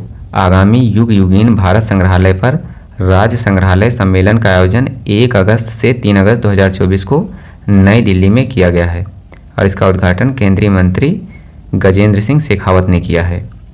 कॉन्क्लेव में उन तरीकों और मामलों पर चर्चा की गई है जिनसे राज्य सरकार और अन्य हितधारक नई दिल्ली में दुनिया का सबसे बड़ा संग्रहालय युग युगीन भारत संग्रहालय बनाने की केंद्र सरकार की परियोजना में योगदान कर सकते हैं। इस विशेष सम्मेलन का उद्देश्य राज्य सरकार से उनके पास मौजूद ऐतिहासिक और सांस्कृतिक कलाकृतियों के बारे में जानकारी प्राप्त करना है जिन्हें आगामी संग्रहालय में प्रदर्शित किया जा सकता है। केंद्र सरकार की सेंट्रल विस्टा पुनर्विकास परियोजना के हिस्से के रूप में केंद्र सरकार ने नई दिल्ली में रायसीना हिल के पास स्थित नॉर्थ और साउथ ब्लॉक क्षेत्र में युग युगीन संग्रहालय स्थापित करेगी। युग युगेन संग्रहालय को फ्रांस के साथ साझेदारी में विकसित किया जा रहा है। किस देश के साथ? फ्रांस के साथ साझेदारी में विकसित किया जा रहा है। नेक्स्ट पॉइंट है गुरु घासीदास तमोर पिंगला छत्तीसगढ़ का चौथा बाघ अभ्यारण्य घोषित किया गया है। तो इसके बारे में हम जान लेते हैं। तो छत्तीसगढ़ सरकार ने गुरु घासीदास तमोर पिंगला टाइगर रिजर्व को छत्तीसगढ़ का चौथा टाइगर रिजर्व घोषित किया है। तो छत्तीसगढ़ का चौथा टाइगर रिजर्व गुरु घासीदास तमोर पिंगला टाइगर रिजर्व है। तो बाकी के छत्तीसगढ़ के टाइगर रिजर्व कौन कौन से हैं? तो बाकी के 3 टाइगर रिजर्व हैं। एक तो है इंद्रावती टाइगर रिजर्व, दूसरा है उदंती सीता नदी टाइगर रिजर्व और तीसरा है अचान कमार टाइगर रिजर्व। दोस्तों ये क्वेश्चन अलग अलग मिलान में भी पूछे जा सकते हैं। और इसके साथ ही जो गुरु घासीदास तिमोर पिंगला छत्तीसगढ़ का चौथा टाइगर रिजर्व घोषित किया गया है, यह भारत का क्षेत्रफल के हिसाब से जो है तीसरा सबसे बड़ा टाइगर रिजर्व होगा। अगर भारत के सबसे बड़े टाइगर रिजर्व की बात की जाए तो भारत का सबसे बड़ा टाइगर रिजर्व आंध्र प्रदेश का नागार्जुन सागर श्रीशैलम टाइगर रिजर्व है। नेक्स्ट पॉइंट है 33वें ग्रीष्मकालीन ओलंपिक पर 4 स्मारक डाक टिकट जारी। तो पेरिस में 33वें ग्रीष्मकालीन ओलंपिक हुए हैं। इस पर भारतीय डाक विभाग ने 4 डाक टिकट जारी किए हैं और इन चारों डाक टिकट पर 4 खेल दर्शाए गए हैं। इन चारों खेलों के नाम कौन कौन से हैं? तो इन चारों खेलों के नाम हैं भाला फेंक, फील्ड हॉकी, नौकायन और टेबल टेनिस। भारतीय डाक विभाग द्वारा जारी किए गए 4 डाक टिकट 4 ओलंपिक खेलों भाला फेंक, फील्ड हॉकी, नौकायन और टेबल टेनिस को दर्शाते हैं। नेक्स्ट पॉइंट है भारत के 3 आर्द्रभूमि क्षेत्र को रामसर स्थल का दर्जा दिया गया है। तो भारत के 3 आर्द्रभूमि क्षेत्रों को रामसर का दर्जा देने के बाद भारत में रामसर साइट की संख्या बढ़कर कितनी हो गई है? 85 हो गई है, 85। और इसमें जो 3 नए रामसर स्थल शामिल किए गए हैं उसमें तमिलनाडु के 2 कौन कौन से? नंजरायन पक्षी अभ्यारण्य और कांजवेली पक्षी अभ्यारण्य तमिलनाडु के 2 और मध्य प्रदेश का एक तवा जलाशय को शामिल किया गया है। इन 3 रामसर स्थलों को शामिल करने के बाद भारत के रामसर स्थलों की संख्या बढ़कर 85 हो गई है। और इसके पहले जो 2 और रामसर साइट्स स्थल शामिल किए गए थे उसमें बिहार के 2 स्थल थे। कौन कौन से थे? तो बिहार के नागी जलाशय और नगटी जलाशय को रामसर का दर्जा जून 2024 में दिया गया था, जिससे भारत में रामसर स्थलों की संख्या बढ़कर 82 हो गई थी। अगर बात की जाए भारत में रामसर स्थलों की संख्या किस राज्य में सबसे अधिक है, तो रामसर स्थलों की संख्या सबसे ज़्यादा है तमिलनाडु में। तमिलनाडु में टोटल 18 रामसर साइट हैं और दूसरे स्थान पर उत्तर प्रदेश का स्थान आता है। उत्तर प्रदेश में रामसर स्थलों की संख्या कितनी है? 10 है।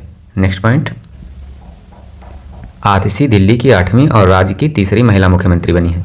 तो आम आदमी पार्टी की महिला नेत्री आतिशी ने 21 सितंबर 2024 को दिल्ली की 8वीं और राज्य की 3री महिला मुख्यमंत्री के रूप में शपथ ग्रहण किया है।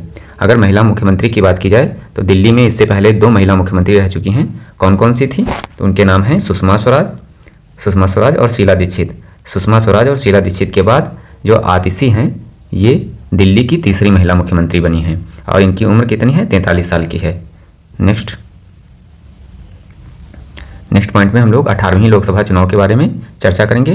तो 18वीं लोकसभा चुनाव के बाद नरेंद्र मोदी लगातार 3री बार देश के प्रधानमंत्री और लगातार 3री बार देश के प्रधानमंत्री बनने वाले नरेंद्र मोदी दूसरे व्यक्ति बन गए हैं। इससे पहले पंडित जवाहरलाल नेहरू ने 3 बार लगातार प्रधानमंत्री पद को सुशोभित किया था और इस बार भारतीय जनता पार्टी ने जो है 240 सीटें जीती हैं और एनडीए गठबंधन की बात की जाए तो इसने 293 सीटें जीतकर बहुमत का आंकड़ा पार कर लिया है।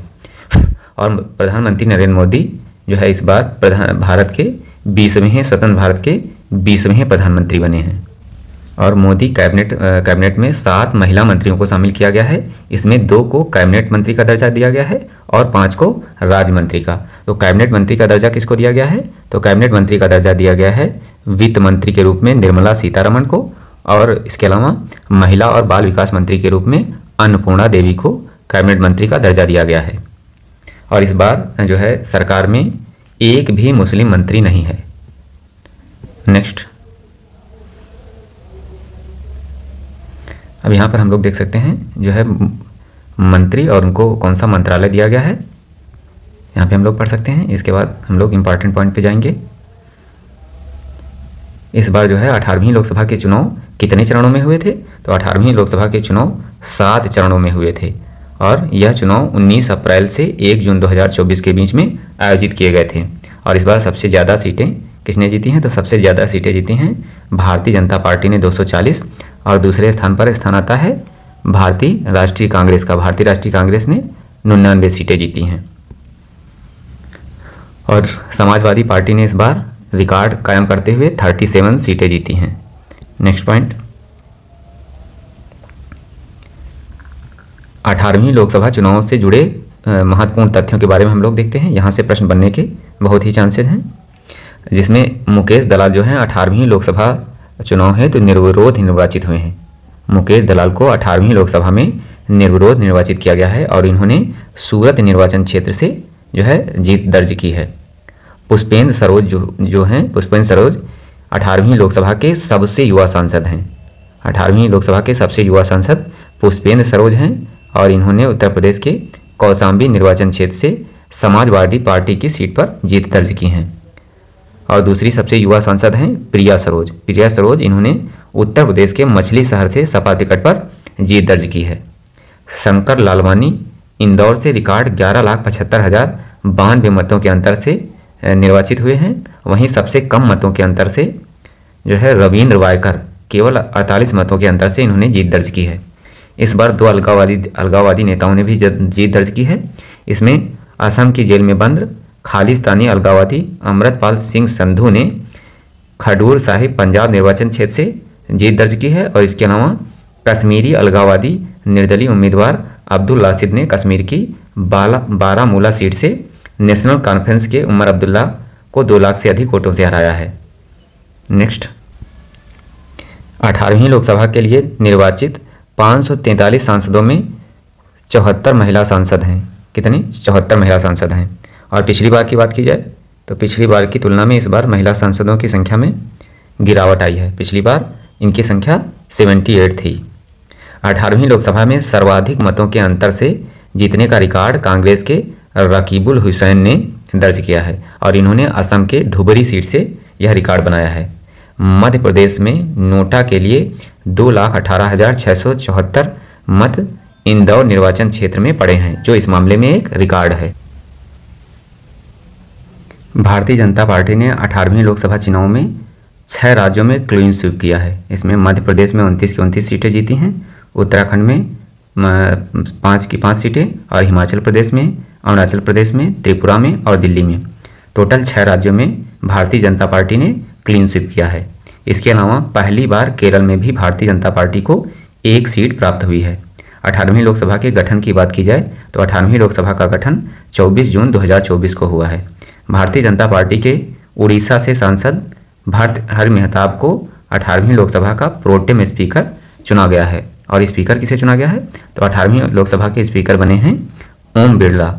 ओम बिरला राजस्थान के कोटा से लोकसभा सांसद हैं। नेक्स्ट पॉइंट पे आते हैं।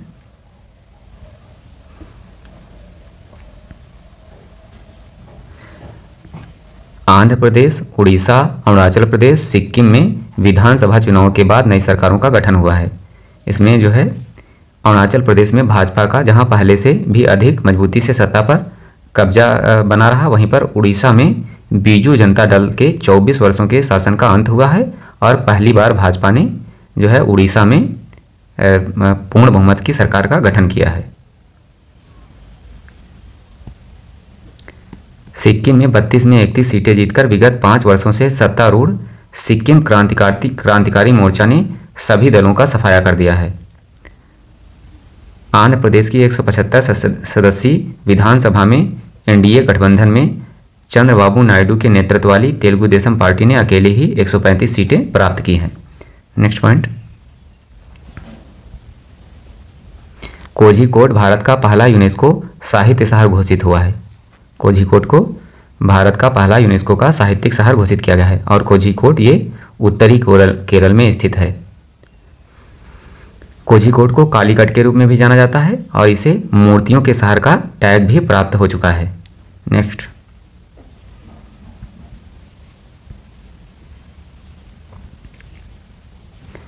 भुज का स्मृति वन भूकंप स्मारक यूनेस्को के खूबसूरत संग्रहालयों में शामिल हुआ है। कच्छ जिले में स्थित भुज स्मृति वन भूकंप स्मारक संग्रहालय को दुनिया के 7 सबसे खूबसूरत संग्रहालयों की श्रेणी में यूनेस्को के प्रिक्स वर्सेल्स पुरस्कार में तीसरा स्थान प्रदान किया गया है। और यूनेस्को के प्रिक्स वर्सेल्स पुरस्कार में पहला स्थान किसे मिला है? तो पहला स्थान मिला है चीन के A4 आर्ट म्यूजियम को, और दूसरा स्थान मिस्र के गाजा में ग्रैंड इजिप्टियन म्यूजियम को दूसरा स्थान मिला है।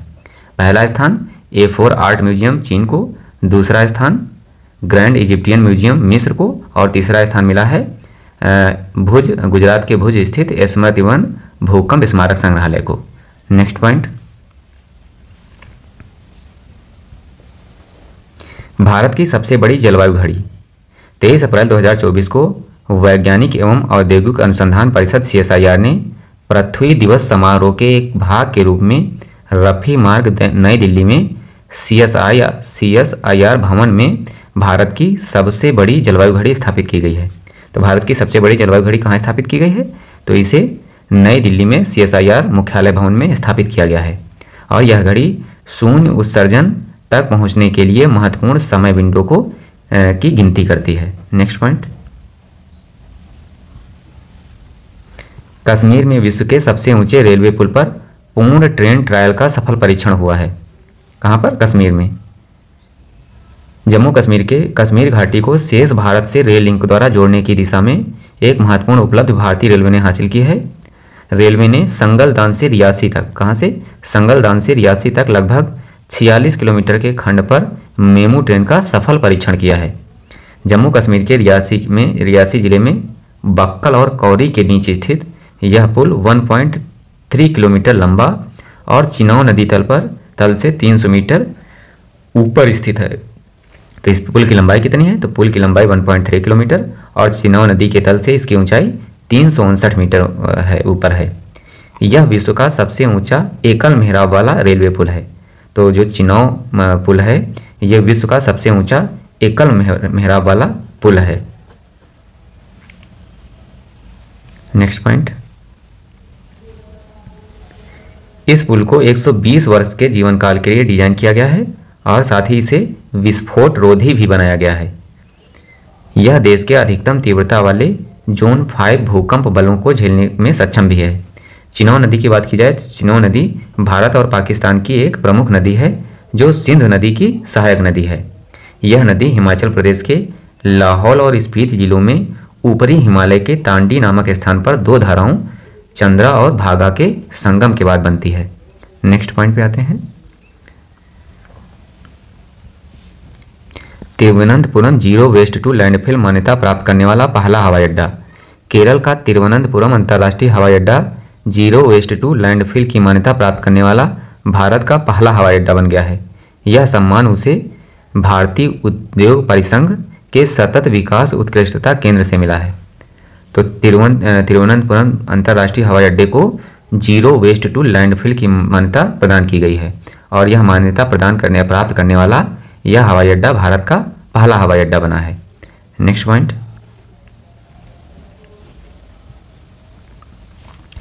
WHO ने हैदराबाद स्थित राष्ट्रीय भारतीय चिकित्सा विरासत संस्थान को मान्यता दी है। तो WHO ने आयुष मंत्रालय के अंतर्गत हैदराबाद में स्थित राष्ट्रीय भारतीय चिकित्सा विरासत संस्थान को पारंपरिक चिकित्सा अनुसंधान के लिए WHO का सहयोगी केंद्र के रूप में नामित किया है। तो राष्ट्रीय भारतीय चिकित्सा विरासत संस्थान को WHO के सहयोगी केंद्र के रूप में नामित किया गया है। 14 जून 2024 को घोषित यह मान्यता 4 साल की अवधि के लिए दी गई है, जिससे भारतीय राष्ट्रीय चिकित्सा विरासत संस्थान ऐसा सम्मान पाने वाला तीसरा भारतीय संस्थान बन गया है। और यह जो संस्थान है यह अमर पोर्टल को विकसित करने में महत्वपूर्ण भूमिका निभाने वाला पोर्टल भी है। नेक्स्ट,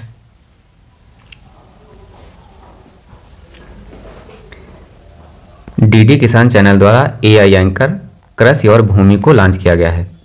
तो दूरदर्शन चैनल DD किसान ने 26 मई 2024 को अपनी 9वीं वर्षगांठ के अवसर पर भारत के सरकारी प्रसारण के इतिहास में पहले AI एंकर कृषि और भूमि को पेश करके एक उल्लेखनीय यात्रा की शुरुआत की गई है।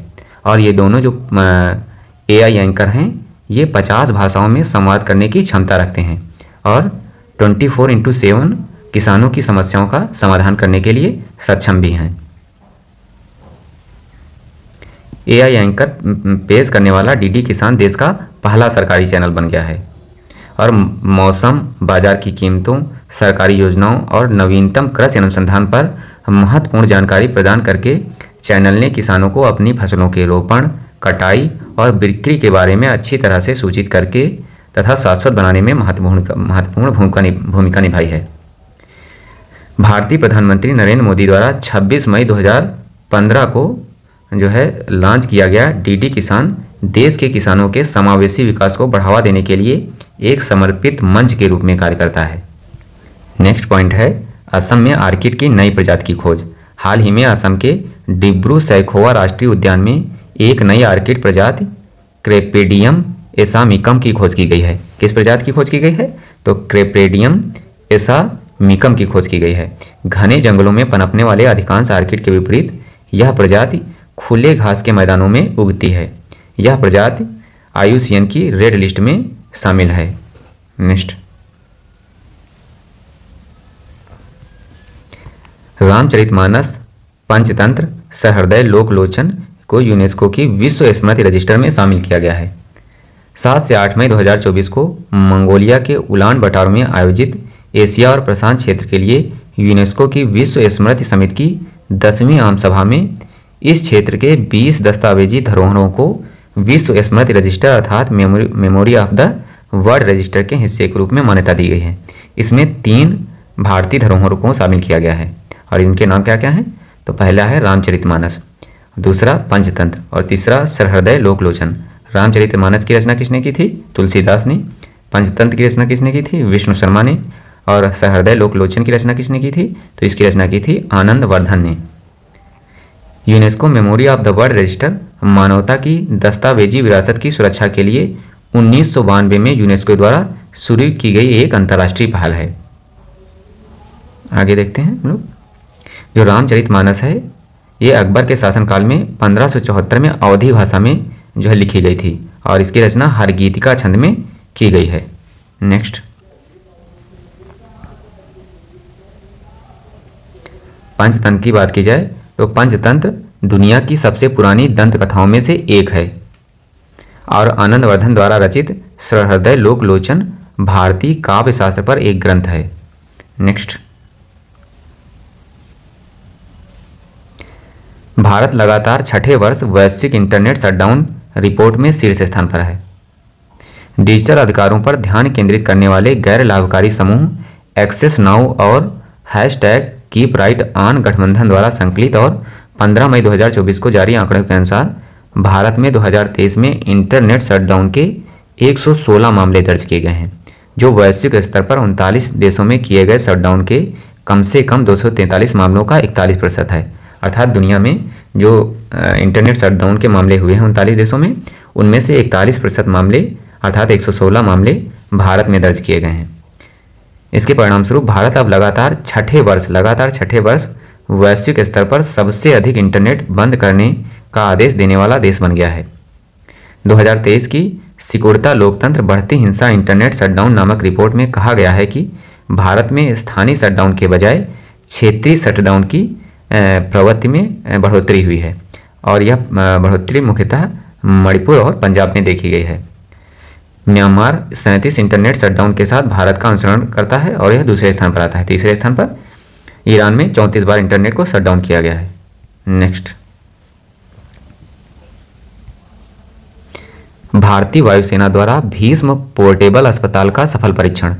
भीष्म पोर्टेबल अस्पताल को पैराशूट की मदद से आकाश से धरती पर उतारने का एक सफल परीक्षण वायुसेना द्वारा आगरा के मलपुरा ड्रॉपिंग जोन में किया गया है। तो कहाँ पर किया गया है? तो भीष्म पोर्टेबल अस्पताल का परीक्षण आगरा के मलपुरा ड्रॉपिंग जोन में किया गया है और यह किसी आपातकालीन स्थिति के लिए बनाया गया भीष्म पोर्टेबल हॉस्पिटल है। इसमें एक बार में लगभग 200 लोगों की चिकित्सा उपलब्ध कराई जाती है, कराई जा सकती है। भीष्म के फुल फॉर्म की बात की जाए तो भीष्म का फुल फॉर्म है भारत हेल्थ इनिशिएटिव फॉर सहयोग हिता एंड मैत्री। नेक्स्ट क्वेश्चन, वनाग्नि रोकने के लिए उत्तराखंड का पिरूल लाओ पैसे पाओ मिशन। दोस्तों मोस्ट इंपॉर्टेंट क्वेश्चन है ये। उत्तराखंड के मुख्यमंत्री पुष्कर सिंह धामी ने राज्य भर में वनाग्नि की स्थिति को ध्यान में रखते हुए पिरूल लाओ और पैसे पाओ मिशन की शुरुआत की है। और इस मिशन की शुरुआत उत्तराखंड के रुद्रप्रयाग जिले से की गई है। मिशन के तहत पिरूल कलेक्शन सेंटर में 50 रुपये किलो के हिसाब से पिरूल को खरीदा जाएगा। और इस मिशन का संचालन पॉल्यूशन कंट्रोल बोर्ड द्वारा किया जा रहा है। इसके लिए 50 करोड़ का कार्ब्स फंड अलग से रखा गया है। पिरूल दोस्तों चीड़ की पत्तियों को पिरूल की पत्तियां बोलते हैं। और ये पत्तियां जो जंगलों में आग का प्रमुख कारण होती हैं। उत्तरकाशी जिले में चकोरी धनारी गांव में पिरूल के उपयोग से बिजली उत्पादन के लिए 25 किलोवाट क्षमता का बिजली संयंत्र स्थापित किया गया है। नेक्स्ट, भारत विश्व का तीसरा सबसे बड़ा सौर ऊर्जा उत्पादक बना है। तो अंतर्राष्ट्रीय ऊर्जा विश्लेषण एजेंसी अंबर ने वैश्विक विद्युत समीक्षा रिपोर्ट 2024 को जारी किया है। इसके अनुसार वर्ष 2023 में जापान को पीछे छोड़कर विश्व का तीसरे सबसे बड़ा सौर ऊर्जा उत्पादक देश भारत बन गया है। जापान के 110 बिलियन यूनिट की तुलना में भारत ने 2023 में 113 बिलियन यूनिट सौर ऊर्जा उत्पन्न की है। और भारत ने वर्ष 2023 में अपनी कुल बिजली उत्पादन का 5.8% सौर ऊर्जा से उत्पादित किया है। विश्व के 80 देशों की रैंकिंग प्रदान इस रिपोर्ट में विश्व के 80 देशों की रैंकिंग प्रदान की गई है जो वैश्विक विद्युत की मांग का 92% का प्रतिनिधित्व करते हैं। भारत ने वर्ष 2024 में सौर ऊर्जा उत्पादन में विश्व की चौथी सर्वाधिक वृद्धि दर्ज की है। तो भारत ने 2023 में सौर ऊर्जा के उत्पादन में चौथी सबसे अधिक वृद्धि दर्ज की है। और यह वृद्धि कितनी है? 18 टेरावाट घंटा। और इस मामले में सबसे अधिक वृद्धि चीन ने दर्ज की है, दूसरे स्थान पर अमेरिका और तीसरे स्थान पर ब्राजील आता है। नेक्स्ट पॉइंट, वैश्विक विद्युत समीक्षा 2024 के अनुसार 2023 में दुनिया के शीर्ष 10 सौर ऊर्जा उत्पादक देश कौन कौन से हैं? तो दुनिया का सबसे ज़्यादा सौर ऊर्जा उत्पादक देश है चीन। चीन नंबर 1 पे आता है सौर ऊर्जा उत्पादन में, दूसरे पर अमेरिका और तीसरे पर भारत आता है। भारत ने ही जापान को पछाड़कर तीसरा स्थान हासिल किया है। तो 2023 में सबसे ज़्यादा सौर ऊर्जा का उत्पादन किसने किया है? चीन ने किया है। भारत तीसरे स्थान पर आता है। नेक्स्ट, देश में तेंदुआ गणना रिपोर्ट 2022 केंद्रीय पर्यावरण वन एवं जलवायु परिवर्तन मंत्री भूपेंद्र यादव द्वारा 29 फरवरी 2024 को प्रस्तुत स्टेट ऑफ लियोपोड्स इन इंडिया 2022 शीर्षक वाली तेंदुआ गणना रिपोर्ट में देश में तेंदुओं की संख्या कितनी बताई है? तो 2022 में देश में तेंदुओं की संख्या 13,874 आंकलित की गई है। और 2022 में 2028 की तुलना में तेंदुओं की संख्या में 7.95% की वृद्धि दर्ज की गई है। इंपॉर्टेंट पॉइंट ये है। तो भारत में 2022 में तेंदुओं की संख्या कितनी है? 13,874। और 2018 की तुलना में इसमें कितनी वृद्धि देखी गई है? तो इसमें 7.95% की वृद्धि हुई है। क्षेत्र की दृष्टि से तेंदुओं की सर्वाधिक संख्या मध्य भारत व पूर्वी घाट में है। उत्तर पूर्वी पर्वतीय क्षेत्र व ब्रह्मपुत्र के बाढ़ वाले मैदानी क्षेत्रों में सर्वाधिक 24.5% की वृद्धि 4 वर्ष की इस अवधि में दर्ज की गई है। राज्यों में 2022 में तेंदुओं की सर्वाधिक संख्या मध्य प्रदेश में है, दूसरे स्थान पर महाराष्ट्र, तीसरे स्थान पर कर्नाटक आता है और चौथे स्थान पर तमिलनाडु। मध्य प्रदेश में सर्वाधिक 3,907 तेंदुए पाए गए हैं। उत्तर प्रदेश में तेंदुओं की संख्या कितनी है? तो इस रिपोर्ट के अनुसार उत्तर प्रदेश में तेंदुओं की संख्या 371 आंकलित की गई है। नेक्स्ट, सेला सुरंग को इंटरनेशनल बुक ऑफ ऑनर द्वारा भारत की सबसे ऊंची सुरंग की मान्यता प्रदान की गई है। तो सेला सुरंग का निर्माण सीमा सड़क संगठन के द्वारा किया गया है और यह समुद्र तल से 13,000 फीट से अधिक ऊंचाई पर स्थित है। 2024 में इंग्लैंड की इंटरनेशनल बुक ऑफ ऑनर द्वारा आधिकारिक रूप से भारत की सबसे ऊंची सुरंग के रूप में सेला सुरंग को मान्यता प्रदान की गई है और यह दुनिया की सबसे बड़ी द्विलेन सुरंग मानी जाती है। नेक्स्ट, उपग्रह इनसैट 3DS का सफल प्रक्षेपण।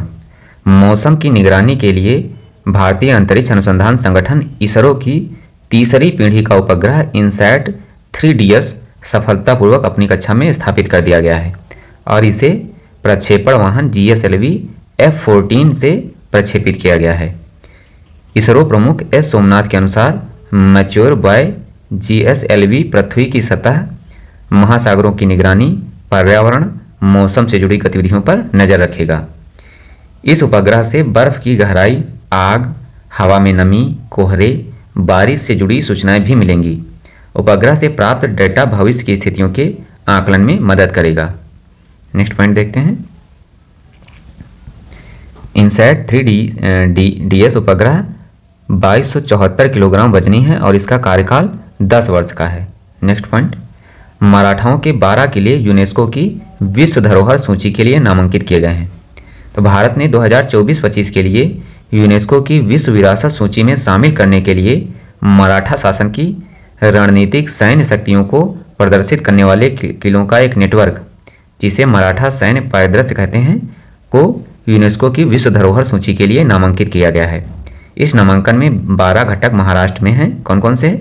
साहलेर, शिवनेरी, लोहागढ़, खंडेरी, रायगढ़, राजगढ़, प्रतापगढ़, सुवर्णदुर्ग, पन्हाला, विजयदुर्ग और सिंधुदुर्ग तथा तमिलनाडु में जिंजी किला भी इसमें शामिल है। तो मराठा सैन्य परिदृश्य को जो है यूनेस्को विश्व धरोहर सूची के लिए नामांकित किया गया है, जिसमें 12 किलों को शामिल किया गया है। नेक्स्ट,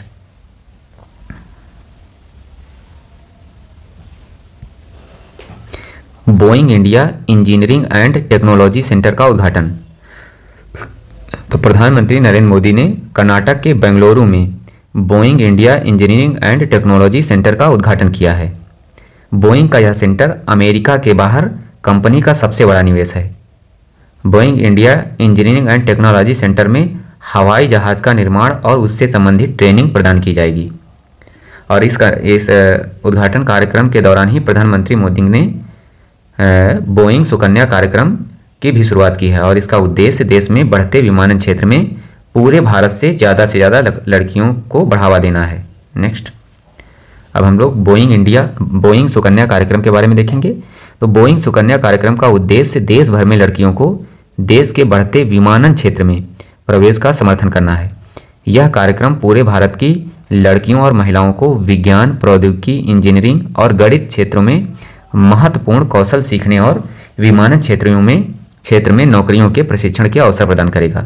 इसके लिए 150 नियोजित स्थलों पर स्टेम प्रयोगशालाएं बनाई जाएंगी। स्टेम का अर्थ क्या होता है? तो इसका अर्थ होता है science, technology, engineering and mathematics. Next,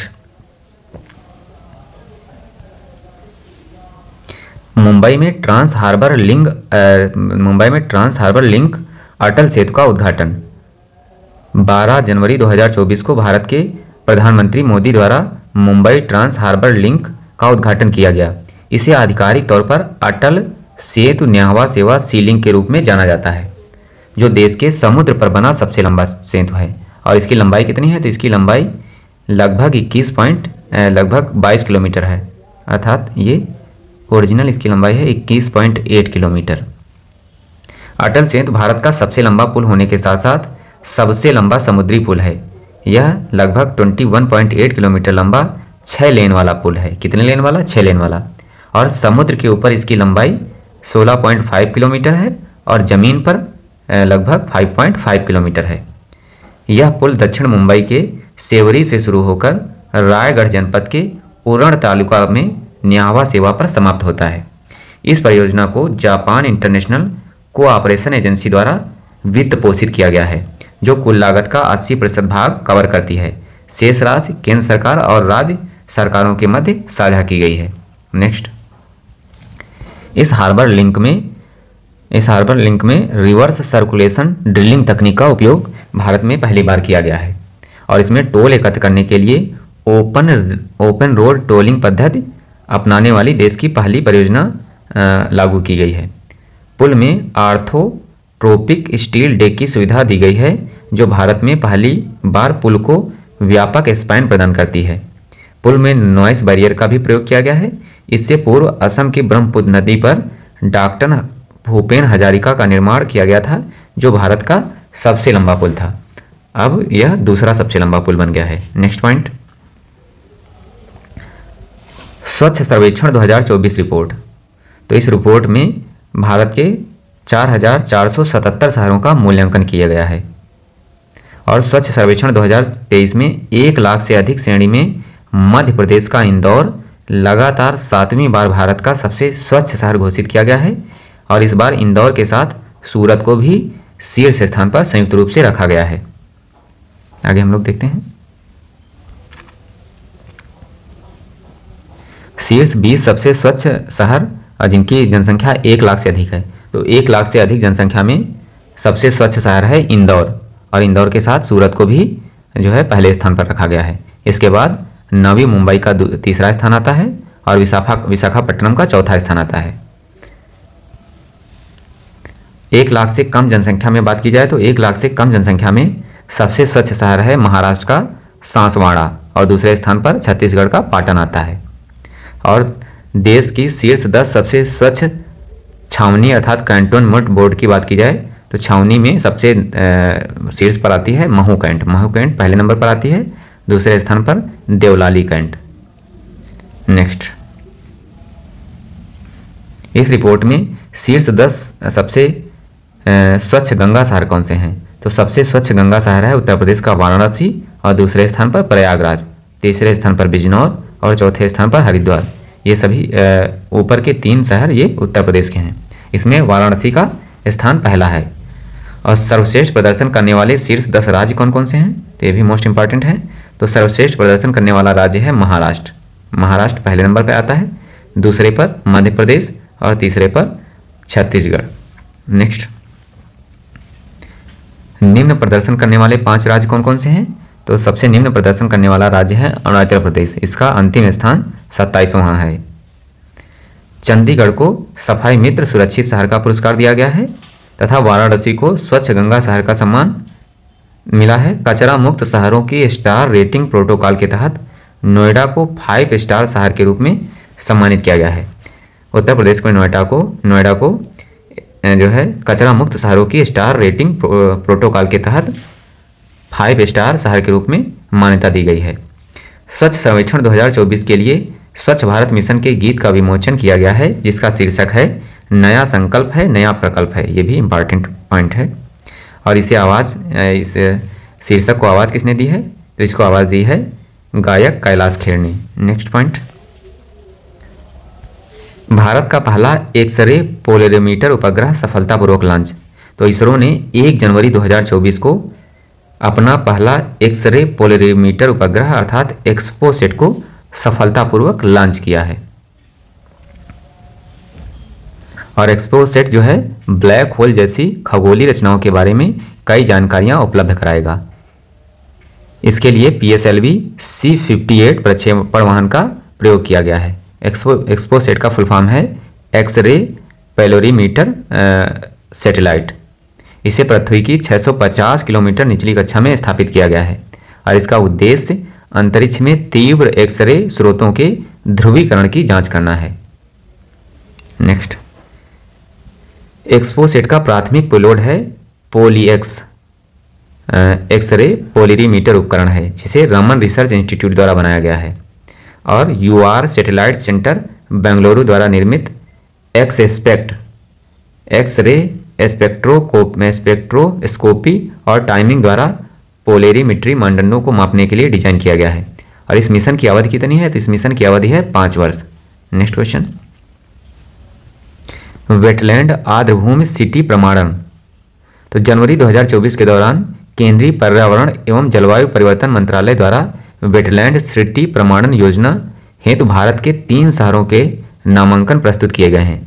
इसमें कौन कौन से शहर शामिल हैं, तो मध्य प्रदेश का इंदौर और भोपाल शहर तथा राजस्थान का उदयपुर शहर इसमें शामिल किया गया है। जलवायु परिवर्तन मंत्रालय द्वारा चलाई जा रही अमृत धरोहर पहल रामसर साइटों के संरक्षण मूल्यों को बढ़ावा देते हुए वेटलैंड सिटी प्रमाणन लक्ष्यों के अनुरूप है। यह एक स्वैच्छिक मान्यता प्रणाली है। Next question, Parvati Kali Sindh Chambal link परियोजना के लिए त्रिपक्षीय समझौता। 28 जनवरी 2024 को मध्य प्रदेश, राजस्थान और केंद्र सरकार के बीच 75,000 करोड़ रुपए की संशोधित पार्वती काली सिंध चंबल लिंक नदी परियोजना के लिए एक त्रिपक्षीय समझौता हुआ है। इस परियोजना पर खर्च होने वाली राशि का 90% केंद्र सरकार वहन करेगी और 10% राज्य सरकार वहन करेंगी। नेक्स्ट,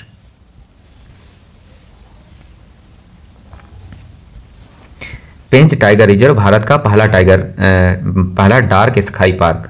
महाराष्ट्र के पेंच टाइगर रिजर्व भारत का पहला एशिया में 5वां डार्क स्काई पार्क बन गया है। तो पेंच टाइगर रिजर्व को भारत का पहला और एशिया का 5वां डार्क स्काई पार्क घोषित किया गया है। भारत के प्रमुख टाइगर रिजर्व में से एक पेंच टाइगर रिजर्व 2 राज्यों महाराष्ट्र और मध्य प्रदेश के अंतर्गत आता है। पेंच टाइगर रिजर्व में एक रात्रि वेधशाला स्थापित की गई है और यहाँ बाघोली के निकट का क्षेत्र तारा अवलोकन के लिए निर्दिष्ट किया गया है। भारत का पहला डार्क स्काई संरक्षित क्षेत्र कौन सा है? तो भारत का पहला डार्क स्काई संरक्षित क्षेत्र है हानले में स्थित भारतीय खगोलीय वेधशाला। और पहला डार्क स्काई पार्क कौन सा है? तो पार्क है पेंच टाइगर रिजर्व। नेक्स्ट, IUCN द्वारा पहली बार हिमालयन वुल्फ का मूल्यांकन। अंतर्राष्ट्रीय प्रकृति संरक्षण संघ IUCN की रेड लिस्ट के तहत पहली बार हिमालयन वुल्फ का मूल्यांकन किया गया है और इसे असुरक्षित अर्थात वल्नरेबल श्रेणी में वर्गीकृत किया गया है। जो हिमालयन वुल्फ है यह एक ल्यूपिन शिकारी है। इसे तिब्बती भेड़िया भी कहा जाता है। उत्तर भारत में यह केंद्र शासित प्रदेश लद्दाख और पूर्वोत्तर हिमाचल प्रदेश के लाहौल और स्पीति क्षेत्र में पाए जाते हैं। नेक्स्ट, प्रधानमंत्री मोदी ने तालाबीरा थर्मल पावर प्रोजेक्ट की आधारशिला रखी है। और यह थर्मल पावर प्रोजेक्ट कहाँ पे है? तो यह उड़ीसा के संभलपुर में नवेली लिग्नाइट कॉर्पोरेशन इंडिया लिमिटेड के 2400 मेगावाट के super critical thermal power plant में स्थित है। दोबारा देखते हैं हम लोग। प्रधानमंत्री मोदी ने उड़ीसा के संभलपुर में तालाबीरा थर्मल पावर प्रोजेक्ट की आधारशिला रखी है। अल्ट्रा सुपर क्रिटिकल बिजली संयंत्र अत्यधिक उच्च तापमान और दबाव पर संचालित करने के लिए डिजाइन किए जाते हैं। नेक्स्ट, महाराष्ट्र के सांगली जिले में नए अटपाड़ी संरक्षण रिजर्व की घोषणा की गई है। तो महाराष्ट्र सरकार ने सांगली जिले में अटपाड़ी क्षेत्र में एक नए संरक्षण रिजर्व की स्थापना की घोषणा की है और इसका नाम अटपाड़ी संरक्षण रिजर्व है। अटपाड़ी संरक्षण रिजर्व सांगली जिले की एक वन भूमि में स्थित है। यह एक महत्वपूर्ण पारिस्थितिकी पुल बनाता है जो पश्चिम में मैनी संरक्षण क्षेत्र को उत्तर पूर्व में मालधो पक्षी अभयारण्य से जोड़ता है। नेक्स्ट, अंबेडकर की सबसे ऊंची प्रतिमा स्टैचू ऑफ सोशल जस्टिस का उद्घाटन। आंध्र प्रदेश के मुख्यमंत्री YS जगनमोहन रेड्डी ने विजयवाड़ा के स्वराज मैदान में डॉक्टर भीमराव अंबेडकर की 206 फीट ऊंची कांस्य प्रतिमा का उद्घाटन किया है और इसे सामाजिक न्याय की सबसे बड़ी मूर्ति बताया जा रहा है। इसकी ऊंचाई कितनी है? तो इसकी ऊंचाई 206 फीट है।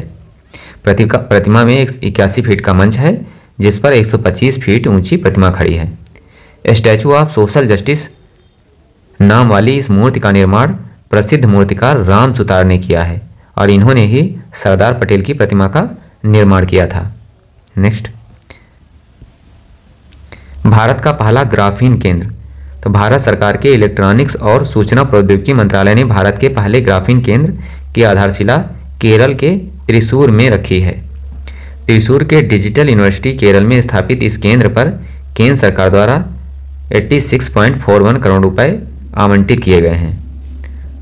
दोस्तों, वीडियो पसंद आया हो तो वीडियो को लाइक करें, कमेंट करें और चैनल को सब्सक्राइब करें। धन्यवाद।